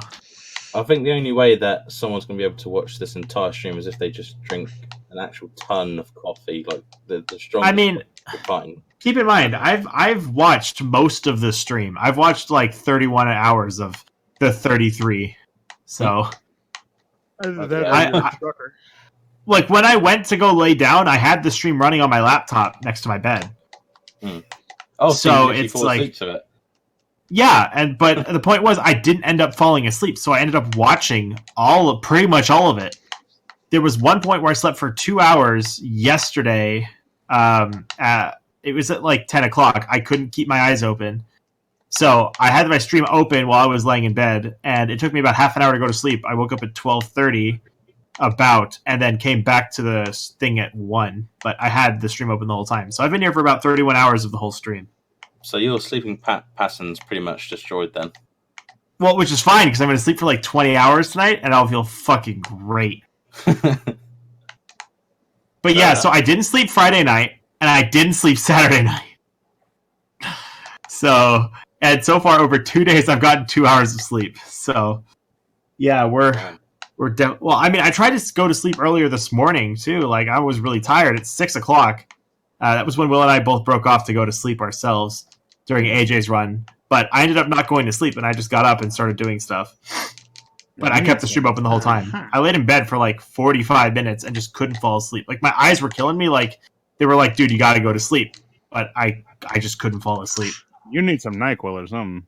No, I think I'm too hyper because for one, we had the interview and I have my speed run today. Like I'm super nervous, and I think that adrenaline from having to do all that stuff is keeping me awake. You'll be fine. You'll be fine. I sure hope so because 100%, Rise 100% is gonna be rough. Like, also, wait. Throw in the towel. I've skipped that jump. By the way, we are now 20 minutes past when Will was supposed to start the Game by Color showcase. Yeah, I was just being nice. Yeah, no, dude, you got to finish up because we're actually falling behind. Like we were 2 hours ahead yesterday. Now we're 20 minutes behind at minimum. I actually need to make sure I still have the donation page open. Oh, I closed it. Oops, I need to go back. Oh no, I do have it open. Yeah. Also, Will, thank you for the $1 donation. I don't know if I said that earlier or not. No, it's all right. All right. Well, now you heard it. Well, it's a thankless job. I thought it was funny how you tried convincing the guy with the rebeats to donate. So you gonna donate to? He tried to convince Earl to donate.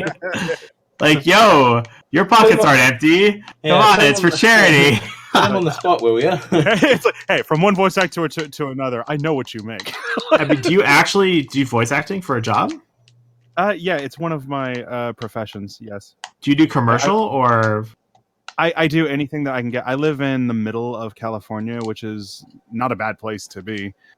What so city? Oh yeah, you said Fresno. I asked you already. Yeah. Yeah.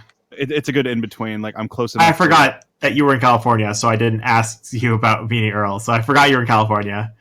Yeah. That's totally on me. So yeah, I'm in the process of creating new demo reels, and I'm considering joining the SAG, like the Screen Actors Guild, since I am now qualified to do so because of the roles that I've done. But it still costs a pretty penny to. Yeah, my mom has been in SAG for a while, and she doesn't like it very much. Yeah, it's like $2K. It's $2K to get in, and I think. And then I think it's $500 a month. Yeah, just to maintain it. Yeah, that's why. But keep in mind, you get a ton of benefits, and you get access to a bunch of people that are in the profession. Yeah. Like, it's actually worth the cost, even though it's an obscene upfront cost. Yeah, it is. But that's why I think my advice would be, like, before you join the SAG, you might want to build a little bit of a resume before you go in, so you go in with something. Yeah. Wait, did you just walk across those rollers? I mean, they're only rollers. Have you guys been to the Rise test levels? Those were pretty fun. I don't think I have been them, no. So one of the test levels actually has like a roller type thing that it does a third of your health like every half second. It's so dangerous. You take so much damage. And the developers were like, maybe not. I mean, Lara effectively ran head first into that, so I'm not surprised. Man, I'm completely screwing this up now. I'd normally be out of this level by this point, but I've just lost it now. Do I just cut it? We believe you can do it, man. Like, I mean, we know you can. It's just like for time constraint reasons. I believe you. I mean, we should probably ask Force what he wants to do. But yeah, one of the big games that I'm involved in, I don't know if it's out yet. I know it's to be released for Steam and probably console. It's a big game? I think so. Like I've played the alpha, and it's competently made. That's for sure. What's the project name? It's called Pop-Up Dungeon, and I play.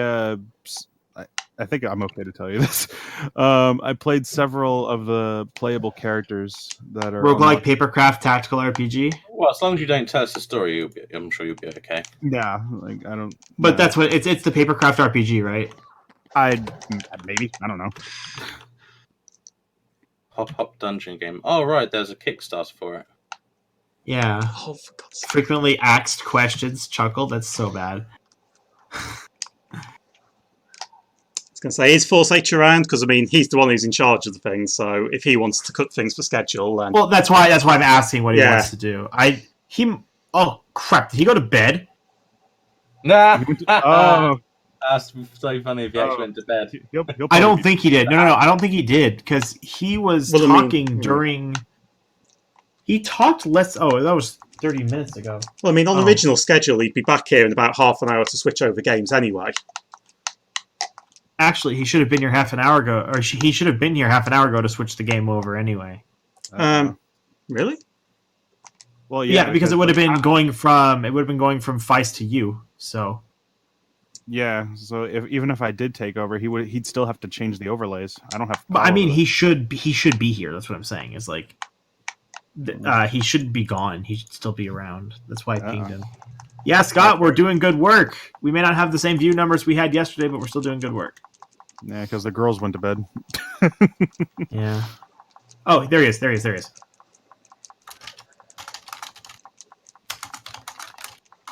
Because we're ready to go. It's just we need the okay, and we need the on his side to change it up. Well, because if right, it does cost money for the amount of time you use an Azure server. If right. Oh, okay. He says keep going. He says keep going. You're fine.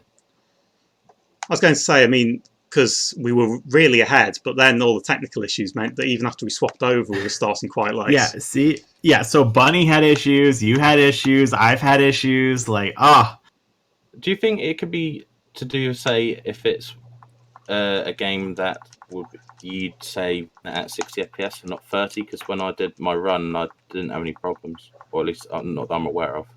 I mean, my run went fine, and my run was closer to 100 FPS. So, and the fact is, every single time we've had a technical issue, it wasn't our fault. It's been Azure that's had the problem, except for the one time it was Bunny's problem. Maybe Azure isn't the most stable to use. Feist, how close do you think you are to the end? To the end of this level, fairly close. Level after this, is this the second to last level? Yes. Okay. So what, you think maybe another half an hour, 45 minutes? 45 minutes should cover it. I think half an hour is probably overly optimistic. Granted, he doesn't fall anymore. Well, if 45 minutes covers it, then that should be fine. It just means we'll be an hour 15 behind, which is fine. But I thought I'd just ask anyway. Yeah, I think I'm closing off the entire marathon by finishing up the Japanese original Tomb Raider.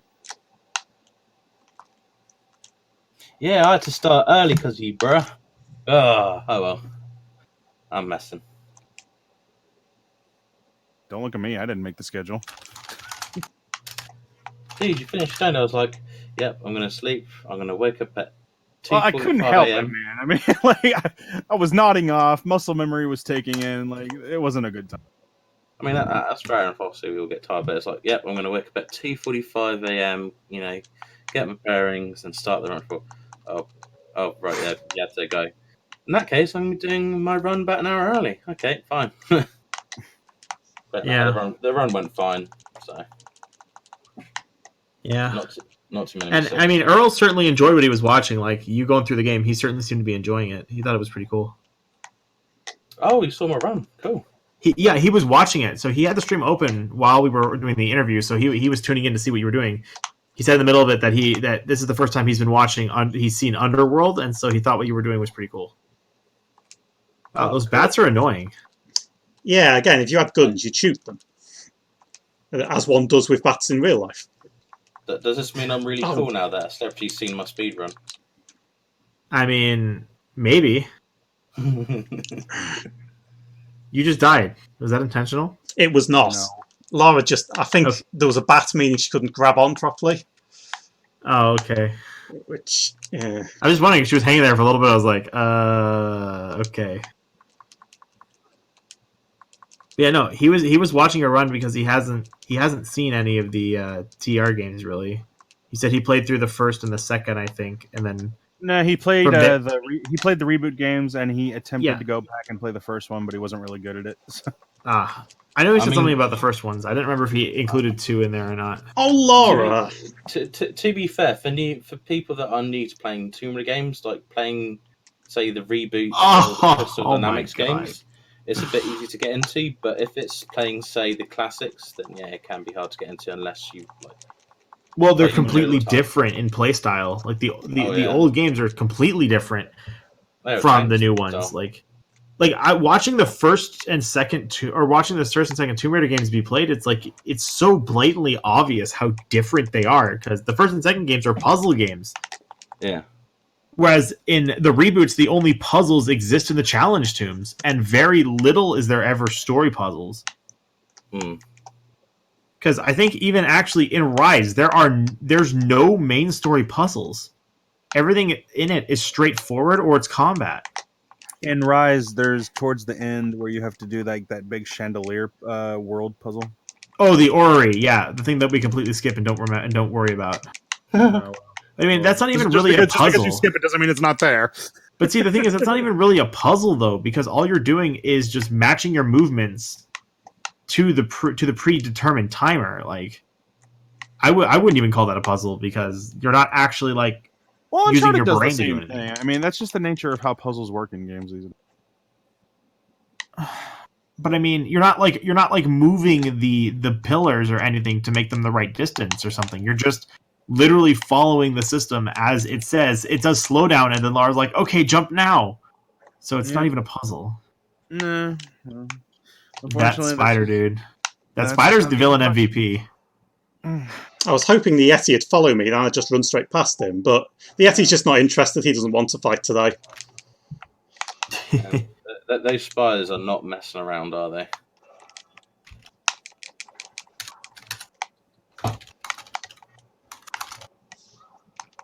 The problem now is going to be the bats.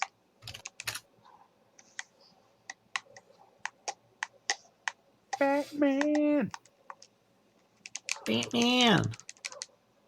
Oh, missed this. Batman.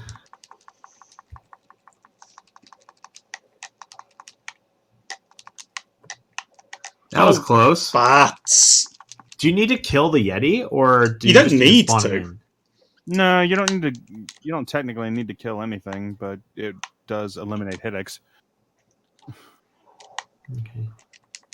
So yeah, you did say the game was Pop-Up Dungeon, right? That's what you said it was called? Yeah, pop-up dungeon RPG, I think. I've looked at a trailer for it. It reminds me a lot of Metal Gear Acid.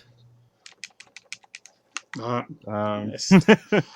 Okay. Dude, you're just getting nailed by these monsters. I mean, assuming any of you guys have played Metal Gear Acid, that's Actually, you know, I did. I like Metal Gear Acid. I like the first one. One of the bats is gonna hit you, and just you're gonna die. Screw this. Grenades. Yeah, I can see the comparison to Metal Gear Acid. The only reason I Okay, mention that is that's like the thing I remember. The only type of game style that pop-up dungeon uses that That's remind me it. of. Follow me. Then Where like you take turns with the cards. Oh, sorry, Karen.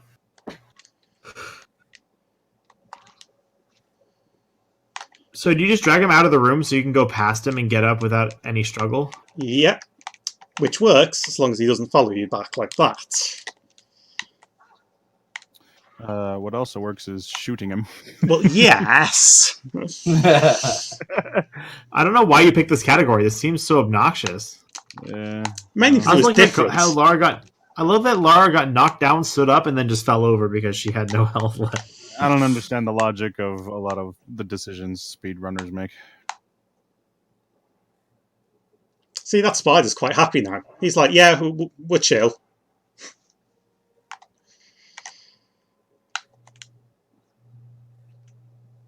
Man, what a speedrun, dude. This is actually pretty crazy.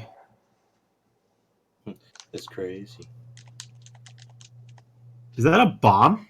Yeah, it is. Grenade. All right, then.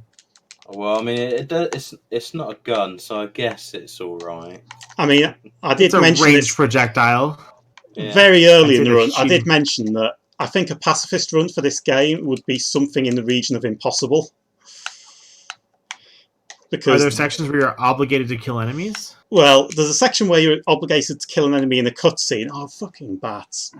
There's a section in the final level where you fight about 40 of these Yetis in a row. Well, yeah, you're not obligated to kill, but as you can clearly see, if you just have a swarm of enemies around you, the likelihood of you getting through the stage is just very It's slim. practically zero. Yeah. Now, in the next level, you do have a weapon which is not a gun. You just don't have it now. You just don't have it now. So that's why I think... you got Thor's hammer, so... So no guns is plausible, but no weapons or pacifist is like, no. The game is designed for you to shoot stuff. I can tell, considering that some of these enemies seem like they're very dangerous. The game is shooty, shooty, bang, bang. Oh, It's a God. Tomb Raider game. What do you expect? So at this point, I think the question is, do we want me to just betray the category just for this one level to get past the damn thing? Well, I mean, Because if I'd made the I feel skips earlier, this wouldn't be a problem, but I haven't, and I don't want you guys to be here for an hour. Well, here's the Well, thing. I'm sure I can look I the would other say, way. like, at the end of the day, you still have a time slot to abide by. If you want to continue to do the run the way you want to, that's fine. Just remember that you are on a time limit. That's the thing. I don't want to tell you guys, no, you can't do your run yet because I haven't finished mine. When I haven't finished mine, because I've screwed it up. Well, I mean, it's your decision, then man. it's like if you want to stick with the category, you can just because you're already past your time slot, we could cut it, which is what I was saying we probably want to do since we're falling behind, or betray the category just to move past this, because it's like if you want to finish the run, you got to get past this, and it's like I don't know. I don't know. You might want to keep going because my co-host, because we're behind, he left to go do something. So Okay. Yeah, then I guess keep going till he shows up. But Yeah. I guess I mean, you tell me are when you he fine shows with him up and using when the you're guns for ready. this? Yes, I mean, Are we like I fine say, with him using guns? yeah, go ahead, use the guns. All right, use the guns here. We'll let you do it just for the Yeti, because I do kind of want to see how this finishes up. But and to be honest, we will let you. Just killing the bats Well, with it frankly, would probably be good honest, enough. if you had done the skip, the skip that I was mentioning earlier, where you bypass the trigger where the hammers come down and break the bridge, yeah, you could have did this entire thing and been done already. That's the thing. It's even if I'd done the skips I was going for, which don't skip as much as that, I'd still have got here with enough grenades to just spam the room. But because I screwed that up, You didn't have enough grenades. I don't have enough grenades. Well, he's not dead, but now he is. Right, and there's no bats. So, here we are. This should be very easy now. Oh, so if you don't crush the Yeti, does it just respawn? Oh, yes. Yes. That's so annoying. It's particularly annoying. I mean, you remember that jump that I was spending ages on trying to clip over the wall before? Yeah. The reason is because the section down there has like about 30 things that respawn like that. So if you've not got guns, then it's like, could I skip that section? You know what? I'll skip that section. Even if it takes 5 or 10 minutes to get the jump. Because it's better than having to deal with that. Having to deal with that without guns, yeah. Right. So how about we stick with this? You betray the categories. If you donate $5, we'll let it fly. Oh, for God's sake, Laura! It's $5, bro. No, I was saying for God's sake, at Laura, not you. Oh, okay. Oh, she just dropped off. Nice. Nah, I think it should be $1 million if we want to split that the other way. Yeah. Meanwhile, I'm just sitting here playing with the Godzilla toys. I'm sitting here talking to my friend about a deck he's using for our tournament next weekend. So that'll be fun. For Yu-Gi-Oh? Yes. He's trying out a new deck. Luckily, mine completely counters it. So if I'm against him, I win the matchup. I still go with my Exodia deck. Exodia's fun, dude. I know. That's why I use them. Well, I haven't played Yu-Gi-Oh in like ages, but I still have my Exodia cards. Yeah. All right, so this is the final area. Yeah? So technically, this is the second to last level, but it normally takes 3 minutes to clear. So when you're counting so you actual don't count levels, it as a level? Yeah. Okay. Yeah, it's more of an interlude, really. Is it just because you just make it very, very easy to just skip from the beginning to the end? Not really. No. I mean, if you were playing casually, you'd be done within 10 minutes. And that's probably because you'd be too busy killing everything. Yeah, because you'd stop to kill because things. you're not using guns, you're just running past everything. And in fact, you have to do an almost identical level to this earlier because Underworld does like you to go through the same levels twice sometimes. That's annoying. It's literally, you're just on a ship and you're at the top of the ship and you're trying to get to the bottom of the ship and that's one it. path. Also, I only just now realized that I've seen Earl Balin in other things. Yeah, I only just realized that. And now Laura's OP with that hammer. Yeah, she's got Thor's hammer. Right. Mione.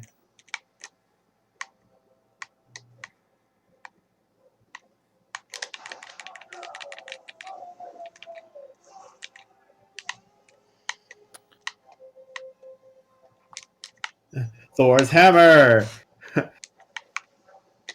So wait, you get Mjolnir in this just because? Oh, yes. Yeah.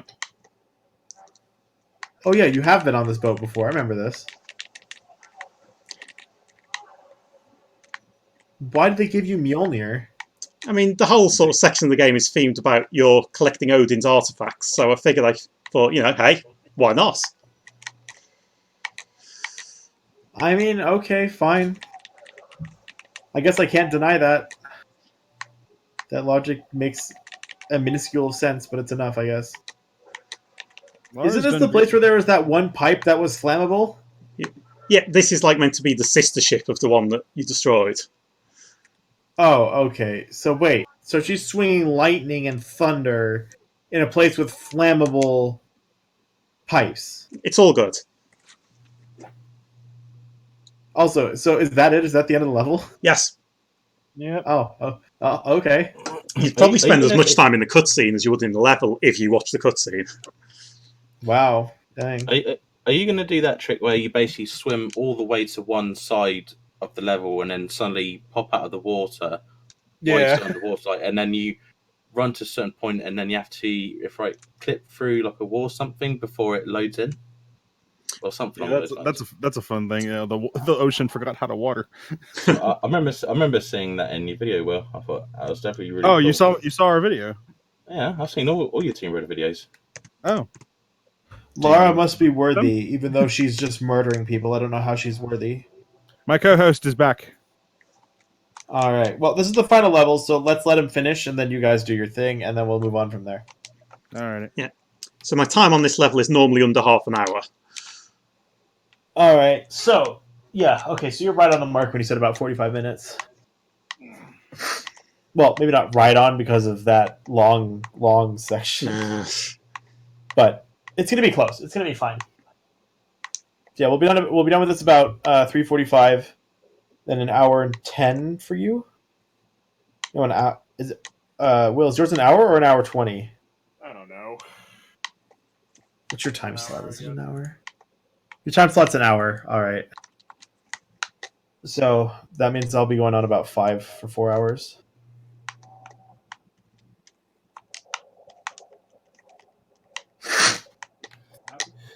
Yeah, like I was saying, I know about the trick from watching Will's glitch gameplay of it. So you're gonna do it? I do not know about the trick, so I mean, if somebody thinks they are confident enough of both their skills and mine for them to describe it and me to do it without having ever seen it, then I mean, I admire your optimism. I mean, I'd probably be willing to have you try it. It depends on how much time it saves. Well, it's not a hard trick to do. It's not like it requires a lot of setup. It really doesn't. You really just have to swim far off enough to the side of the ocean, and you will just pop out of the water because the game devs didn't think you'd go that far. And how much time does it save? A good few minutes because you got to put the gears in place, and then you got to go to each tower and get like the orbs and put them in the right crevices. So yeah, I guess it would save you like a good 5, maybe 7 minutes. I mean, if you think it's reliable enough, it will get done first time. That and I don't. No, that's fine. Let's just keep going like this. This is fine. If it's only a couple minutes, it's not a big deal.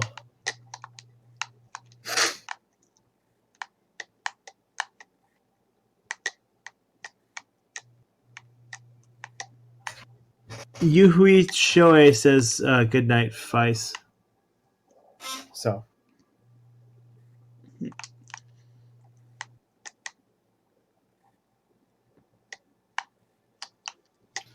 Yeah, it's starting to get late on my end. It's like so I figure you guys are probably both going to bed after this, huh?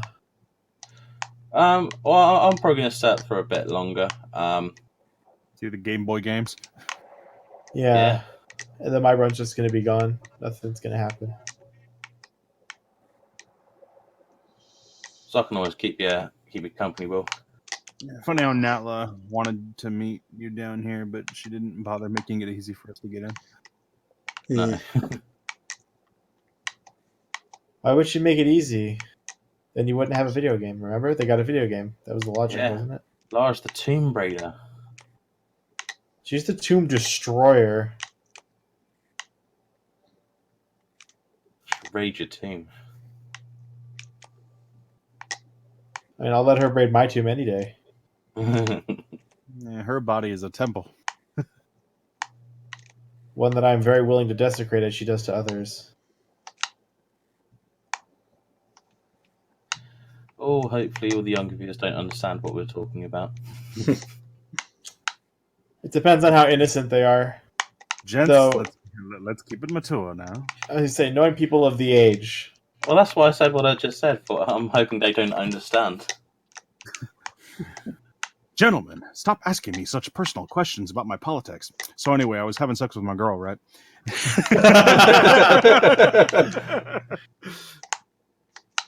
That juxtaposition was amazing.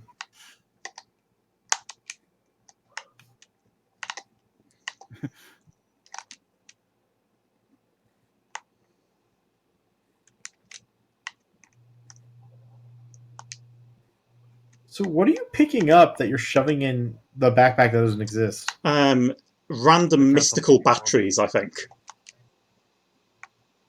Good as a guess you're gonna get.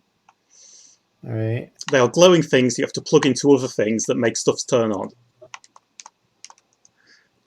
All right then. Yeah, one thing I didn't like about Underworld, compared to Anniversary and Legend, the replay. Sorry, you cut out. What'd you say? The replay value is what? Compared to a Legend and Anniversary, the replay value in Underworld was non-existent. Ah. Yeah, once you finish the game, it's like, oh, that's it. There's nothing left to do. Nah, there's those crystals for an achievement, but that's hardly worth the... Yeah, I'd probably replay it once just for the crystals anyway. Because you get nothing for them. You get an achievement. Get an achievement, bro. I don't care about achievements. See, I care. I'm a completionist. That's why I only do 100% categories. Why I haven't learned any percent or glitchless for any of the categories.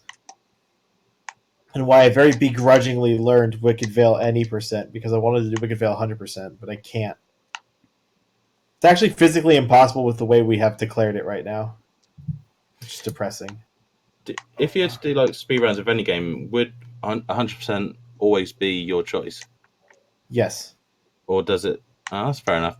I guess for me, it depends. Game like, say, if it's Tomb Raider 2, then for me, it's any percent. If it's a Crash Bandicoot 2, then for me, it has to be 100%. See, I would do 100% for any game because I want to feel like I've done everything, you know? Mm. And, like, the only game I'm really dreading 100% is Tales of Symphonia, because that thing, I do want to try to do that once, just because. Probably not as a speedrun first, but, like, actually play the game normally and then try to route it as a speedrun. Yeah. Yeah, Tomb Raider. Tales of Eternia is the only game that I'd feel like I would be able to competently speedrun, because I know I can beat the game under 5 hours. Are you going to do that or not? Maybe someday, but I'm very busy. You said 5 hours? Yeah. Let's see what the records are. So, Will, Tales of Eternia. Oh. Sorry, Garen. The world record is 4 hours, 29 minutes, and 54 seconds for a new game. Mm-hmm. And then the all bosses run is 5 hours and 52 minutes. Mm-hmm. Yeah, because there's there's a lot of optional bosses. It adds an hour. Yeah, because you're getting to them. Hour and a half. Because you got to get to them. Yeah, one of the things I've always wanted to do was do a true 100% of Tales of Symphonia, where you see every cutscene in every possible angle. Mm. And the main problem with that is that means seeing the Mythos possession cutscene with 8 different characters. Or 7, I guess, because the Kratos one still possesses Colette, but then you get the different ending because you get Zelos dying versus not. Yeah, I'll pass. So, yeah, you have to play the game 8 times, pretty much. Yeah. Although, for all of the Tetheala characters, you can use one save for all of them, which is nice, because the everything before Tetheala would play the same for them, because you're trying to minimize the affinity of all the Silverhawk characters, and that's the same no matter what. Yep. So, we ever do a glitched gameplay of anniversary? Because I know I saw you do a practice live stream for it, but then yeah, well, people have asked for it, but I've thought about like maybe I'll do it, but really, it's if you saw our Legend one, it's just more of that. yeah. I guess just like you, and everyone else that likes Team Red and has watched your videos. We're just hardcore fans who just love to see you do it. Like maybe. I'm assuming the reboots are definitely not an option then.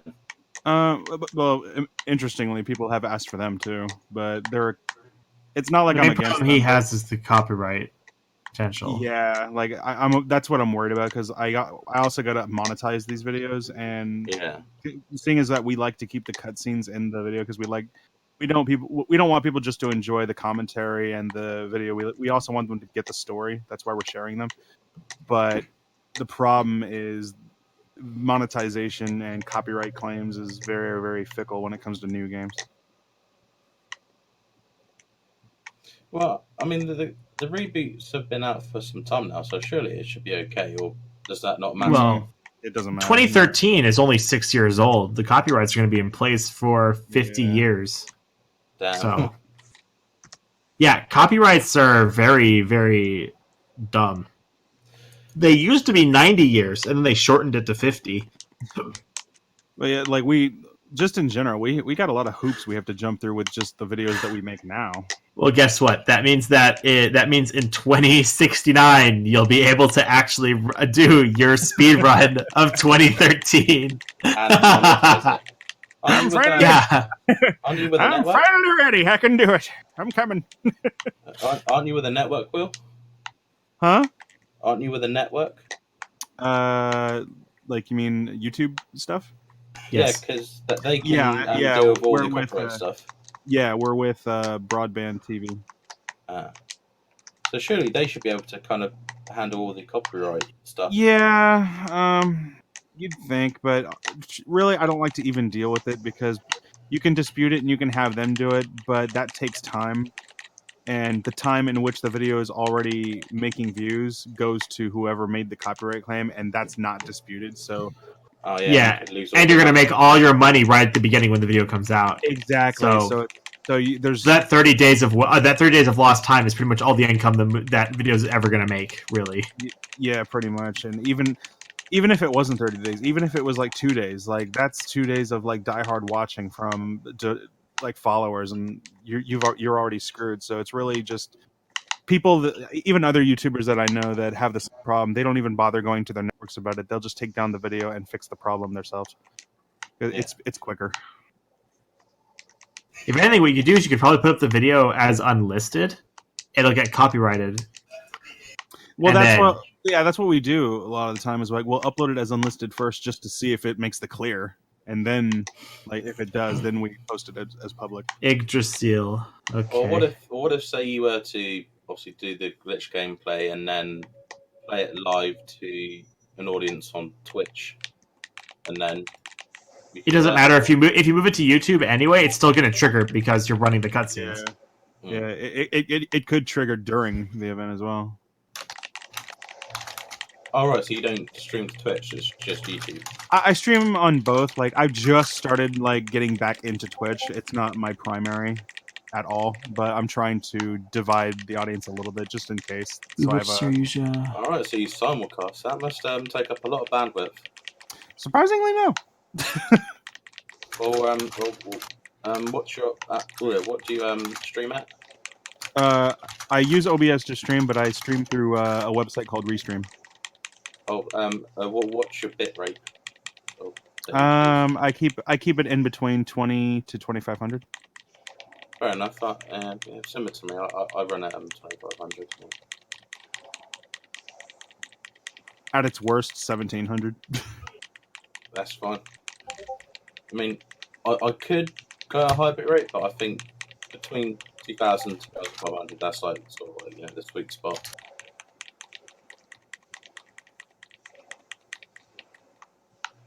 Well, he's close to the end of the game. Yeah, just gotta smash a bunch of enemies and should be good to go. bunch of jumping puzzles.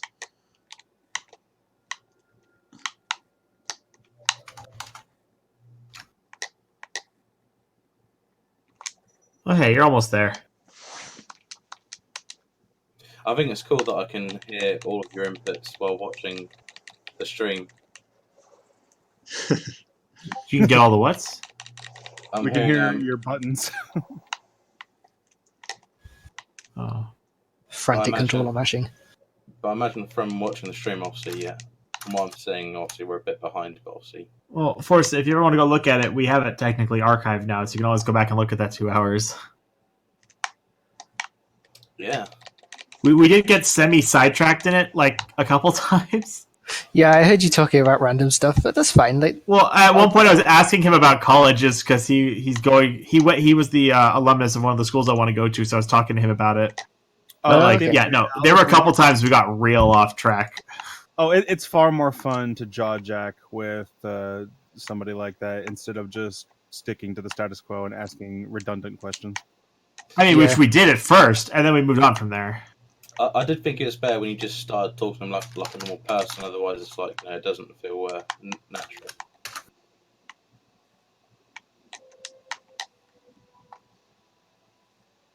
No, it was a good interview. It would have felt more comfortable when you talking chat. Yeah, and he even seemed comfortable. He wanted to. He stayed for an extra 15 minutes. Oh, damn! Nice. So yeah, he was here past 2:00, and he actually had to leave to go do WoW stuff with his guild. So no, it was WoW stuff. Oh, it was WoW stuff. Yeah, okay. No, he went to do WoW stuff because of his guild. Oh, okay. And that's why he had to leave it too, but he said he would stay longer if he liked. And I told him he can come back and hang with us again during later runs, and that will be continuing to run later into the night. So if he wants to come back and check it out. It is so easy to die in this final part of the game. Yeah, and then all of us added him as friends on Discord. Because I asked him if I could, because we're going to make plans to go play the Tomb Raider arcade game at Dave & Buster's, because he lives near me. Oh, damn. No way. And so I was like, hey, can I add you as a friend so we can talk and coordinate? And he's like, yeah, sure. And then Bunny and Will were like, oh, but now we got to do it too. It's like, friends. No, you don't. But it's like, he was like, that's fine. And it's like, okay, cool. Oh, friends. Well, I'm a bit. Yeah. I can friend him as a business partner. So. I mean, I'm probably going to also, because that's definitely something to keep in mind, is that he is a contact and part of the network. Yeah, I usually can pick at their brain. Friends, gaming friends. Yeah, and if he ever wants to learn the speed runs, I told him I'd teach him the reboots runs. Nice. I don't know. Yeah, because he did hit me to a hint and something I hadn't been doing. He's like, one thing you could do is you can go to IMDb and contact the directors directly and send them pros. And I'm like, shit, I didn't think of that. So I'll be doing that later. Sending my demos to select directors. I actually still need to make a demo reel. Because I took my voice acting classes that I took were for they were for commercial voice acting, but I also took another course in animation voice acting. Nice. So yeah, but all my experience comes from the commercial voice acting, and all my training pretty much comes from that. Neat. Yeah, it was fun. I enjoyed it. Yeah, I'm very much with the Stephen King mentality. It's like, school is great. They can definitely teach you the fundamentals on how to progress, but be worried. It's all about experience. Well, no, it's like you got to be worried about school teachings and stuff, because they can make you just as easily as they can fuck you up. Well, I mean, yeah, it's an experience the only thing that really teaches you? Yeah, pretty much. I mean, that's really what I thought you were getting at. Well, yeah, because you can build a bag of tricks of your own just by associating with people who've already done it. Because even if you don't immediately recognize it, you are building your own bag of tricks because you're taking in and learning from other people. Yeah, like for him, that one little bit of information I said about how you do the opposite. He was like, "Wow, that's good information." I was like, "Oh, I didn't expect that." Yeah, you've got an in now. You're in there. Yeah, it's like when he told the story about how he had a bad directing experience where somebody said, where the guy told him, do it the same but different. Dude, it's never different. I had a similar experience, but I think mine was worse because, like, the director, after I delivered my lines, the director came to me and said, "Wow, that was interesting. What do you think?" And I'm like, "You tell me. It's your project. I don't know." No, you say, "I think I did good." Well, I didn't say it. I didn't say that, but that's what I was thinking. It's like, well, of course, because it's like if he's the one in charge and he doesn't have an opinion, like that's really bad. I know, so I was confused at that point. I was like, "What do you think? Do you think that was good?" I guess. I guess. I guess so. It may not be considered like really bad, but it's not good for a director to do something like that. No, it's really not. And that's where I think, unfortunately, a lot of voice actors who do roles where they are in games where they do kind of get critically panned. It's not necessarily the actor's fault. It's really the direction they're given, because the actor doesn't always have context or the scene that's going on. If they do, their delivery and performances would definitely probably be a lot better. But 9 times out of 10, they don't really have that. And if you don't have a good director that can convey exactly what's going on and let you know exactly what you're supposed to be feeling and doing as that character, you're kind of guessing, and that can go both ways. Yeah, and a lot of times it doesn't go necessarily positively. Yeah, lack of direction. Yeah, because even Guy Sihu, who did Silent Hill 2, has openly admitted, like, "Oh wow, as good as we were, it would have been better in the booth together, so we could bounce off each other." Well, yeah, that's one thing. Is like when I was doing the animation direction class, the one thing he always said was like, always do it in the booth. Like if you can get multiple people in the booth, do it, because it's going to be good for your performance and it will also enhance theirs. Like it's only going to be positive to put multiple people in the booth together. Yeah, I agree. It just kind of works more natural that way. I agree. Yeah, and then of course the conversations are going to sound more fluid because you also actually have someone you're talking to who's responding in kind, and then you can respond to their emotions in their speech. Mm-hmm. Man, it's been so long since I took those classes. This level is long. It's the last level, though. I think we're almost done. Oh, it is the last level. Yeah. Yeah, it's still like this. This is long. Are you fighting Loki? No, you're fighting Jacqueline Natla from the first game again. Oh, I was gonna say, if it's Norse, you could be fighting Loki. Nah, but she is trying to bring back the Midgard serpents, so... Jormungandr? What's her face? Amanda. Yeah, apparently this is Jormungandr. You thought it was a giant serpent, but actually it's a big tower. Well, it's the world serpent. That's just what they called it. Mm. And Jormungandr was the snake that would be able to... Its goal is to engulf the world and crush it. As it does. I mean, that's always what his goal has been. Although, I do like the fact that the chipmunk on the tree is pretty awesome. Is that Natla? With the blonde hair? That was Amanda. Yeah. She's on your side. Reluctantly. Does Amanda die in Underworld? I couldn't tell. In one of the special endings that they cut out of the game, yeah, she does. Because after the end of the game, where it's like, would killing me make us even? And they go their separate ways. There's an add-on ending where it shows Lara walking through the snow, and Amanda tries to sneak up behind her with a stone to like brash her head in, and Lara turns and quickly shoots her in the kneecap and leaves her in the snow to die. And like the last thing you see, Amanda's trying to get up, and she collapses in the snow, like, and just dies. Yeah. Damn. Oh, why didn't Lara just put a bullet in her head instead? That'd be more cool. Because Lara doesn't want to kill her. Yeah, but she kind of ruined her childhood. But Lara still doesn't want to kill her. I don't know. Ask Lara! Don't ask me. I'd have to find a way into the virtual world. No, just talk to her voice actor. One of her many voice actors? No, this version. Oh. Wouldn't it be better to talk to the dev, not dev, the director? I mean, either one is. What's the 1K goal?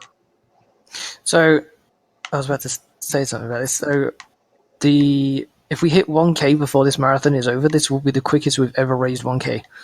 Oh, cool. So we just need $100 more, and we will beat it by 2 days, I think, or a day and a half. Before the end of the marathon tonight. Yes. All right. The best we've done is $1,000 in just over 75 hours, I think. So. All right. And right now we're 33 hours and 30 minutes in. Yep. Shit. So if we can hit 1K within 2 days, that'd be awesome. Does some generous soul want to donate $100? Quick, help me, Underworld gurus. I've completely blanked on the route I need to take to get to the next pillar and knock it. You have to climb higher and higher on those floating platforms. Ah, that's the one. We just need some rich Saudi prince to donate like 10k or something like that, and we'll be alright. Actually, 10K? wait. 10 people with $10. That long slide that's right there. You need to go on that one too. The idea is you're trying to break all the stems that are holding up the tower. Yeah, I know. I've got one of them, and the last one you climb all the way to the top. Slide down on the one that's like.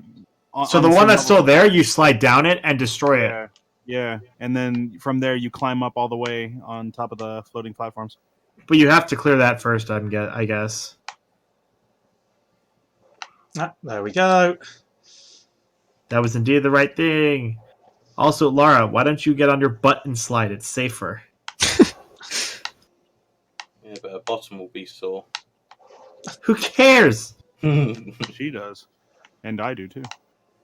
I don't know why you care. Because it's one of the finest asses in gaming. Yeah.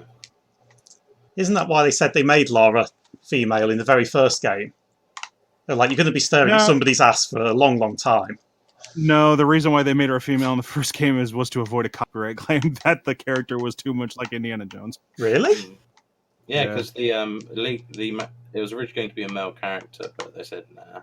They changed it, and instead of Lara Croft, it was almost Lara Cruz. Huh. Wow. Okay, totally not a Mission Impossible ripoff. And how they came up with the name was they basically got a giant phone book. Yep. And they literally just went through tons of names, and they would just whatever name they thought they liked the sound of, they just shout out, and if people agreed, then that's what they do. So they picked Croft. Yeah. So through the phone book, they eventually found the name of Lara Croft, and they're like, that actually sounds good. And they were just like, what name sounds British enough? And then that's exactly how it happened. Lara Croft. Yeah. I think what's interesting about the whole thing of Tomb Raider is that it got so popular that there's even an area in the UK, or was it not Croft Manor or Lara Croft Way?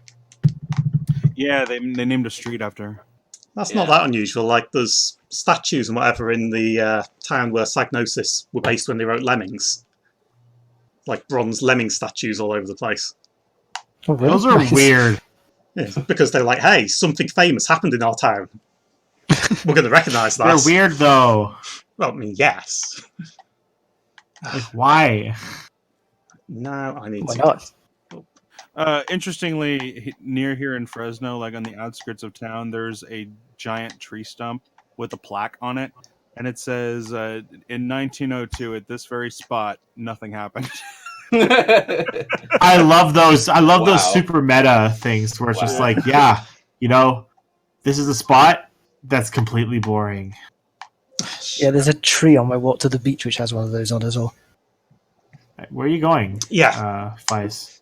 Now you mention I should be paying attention. Right. Yeah, I just need to get up just spinning in circles, rotating the camera, like, where are you going? Right. So I just need to get up. Even Laura's like, come on, bro. Yeah. Do you want to hand the controller to somebody who knows what they're doing? Possibly at this point. However, that's probably what she's saying. You need to climb on that side of the thing over there and just climb up the back of the tower. The side of the thing over there. You need to climb up one of the towers. Yeah. To the second level. Yeah. So look that. Yeah, and it from one of them should give you easy access to the second level. Oh, Laura.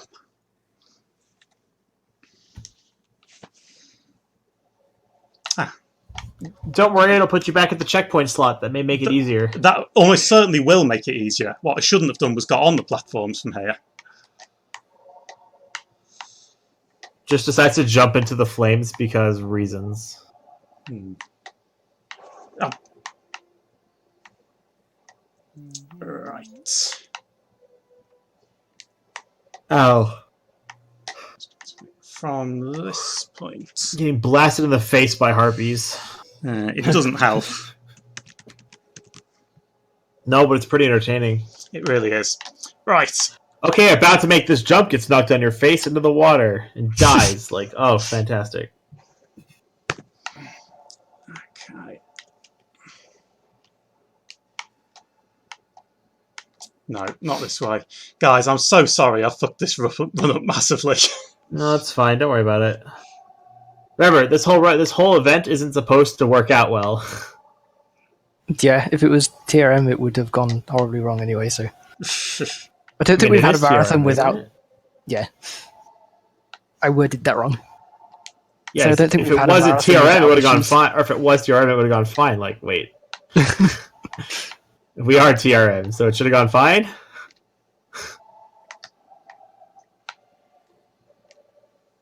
Don't climb up, Laura. Thank you.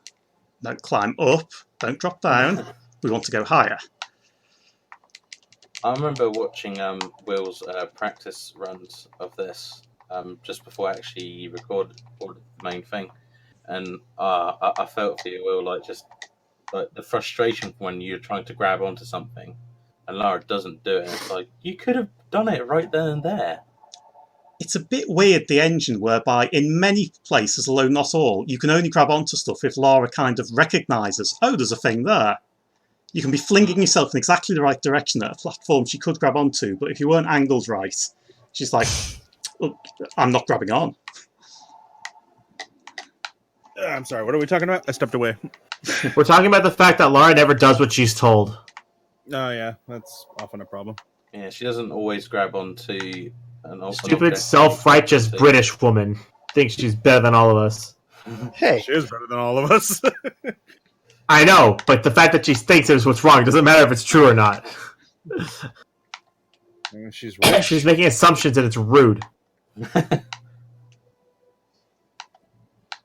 Everyone makes assumptions. It's all good. Laura just hanging around. Don't bother me while I'm rich. You know what happens when you make assumptions, right? Makes an ass out of you to me. No, just an ass out of you. That's it.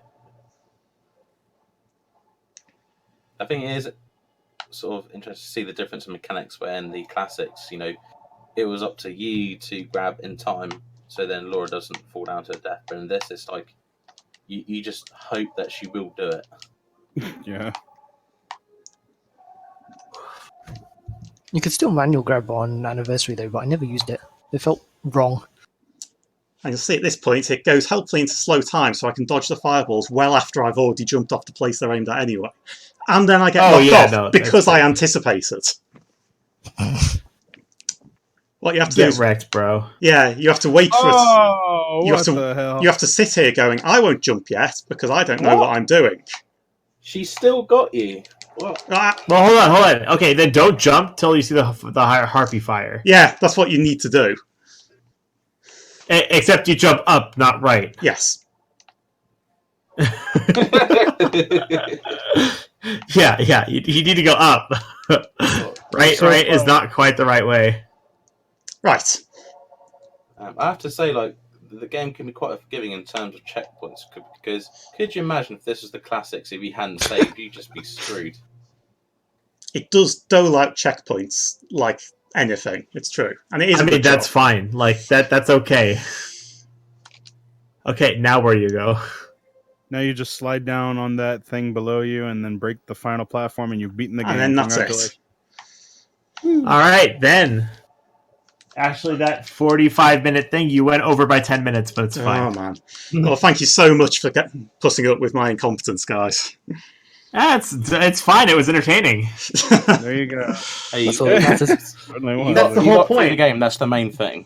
Yeah, yes. The whole point is it's supposed to be entertaining, and we got to finish the game. That's it. Yep. Right. So, Feist, don't forget, use your guns, you gotta donate some money. I have got to donate some money. Oh, was that the bet? I saw you using guns to kill a Yeti at one point. Yeah, so at one point he asked, like, can I use the guns just to get past this part? Because otherwise I'm going to be stuck here for a century. And we're like, yeah, fine, but you got to donate. And he's like, okay, fine. And so he used the guns to kill the one Yeti and some bats so that he could at least finish that area that he'd been stuck on for almost 20 minutes. And we were like, okay, fine. But now, as a result, he has to donate money. Like, okay, fine. Yeah, so now he has to donate money to the charity. That was the bargain. Pretty good deal. Hey, guess what, Feist? You should be the guy to get us over 1,000. How much are we on? 100. We're at 900, so we're off by 100. I didn't think it was $5 per bullet. I might have rethought if that were the case. $5 a bullet. I mean, those would be expensive bullets. I mean, yeah, but I mean, Lara would only use the best of the best bullets for her guns if she's that rich. Silver bullets. Sure. Yeah, it's got to be silver bullets, so then she doesn't have to worry about whether it's going to die or not. Will, you ready? Yeah. Yeah. We should probably transition over because I should be starting now, but we still need to do Will's Yeah, it's got to be first. silver bullets, so then she doesn't have to worry about whether. Oh, okay. Just had a bit of a loop there with myself. Yeah, that was me going to the donate page, so I could donate, and then it automatically popped up the stream, of course. For Kyle. We're showcasing both of them. Cow. God damn it, Kyle! Why did you put those Yetis there? It's all your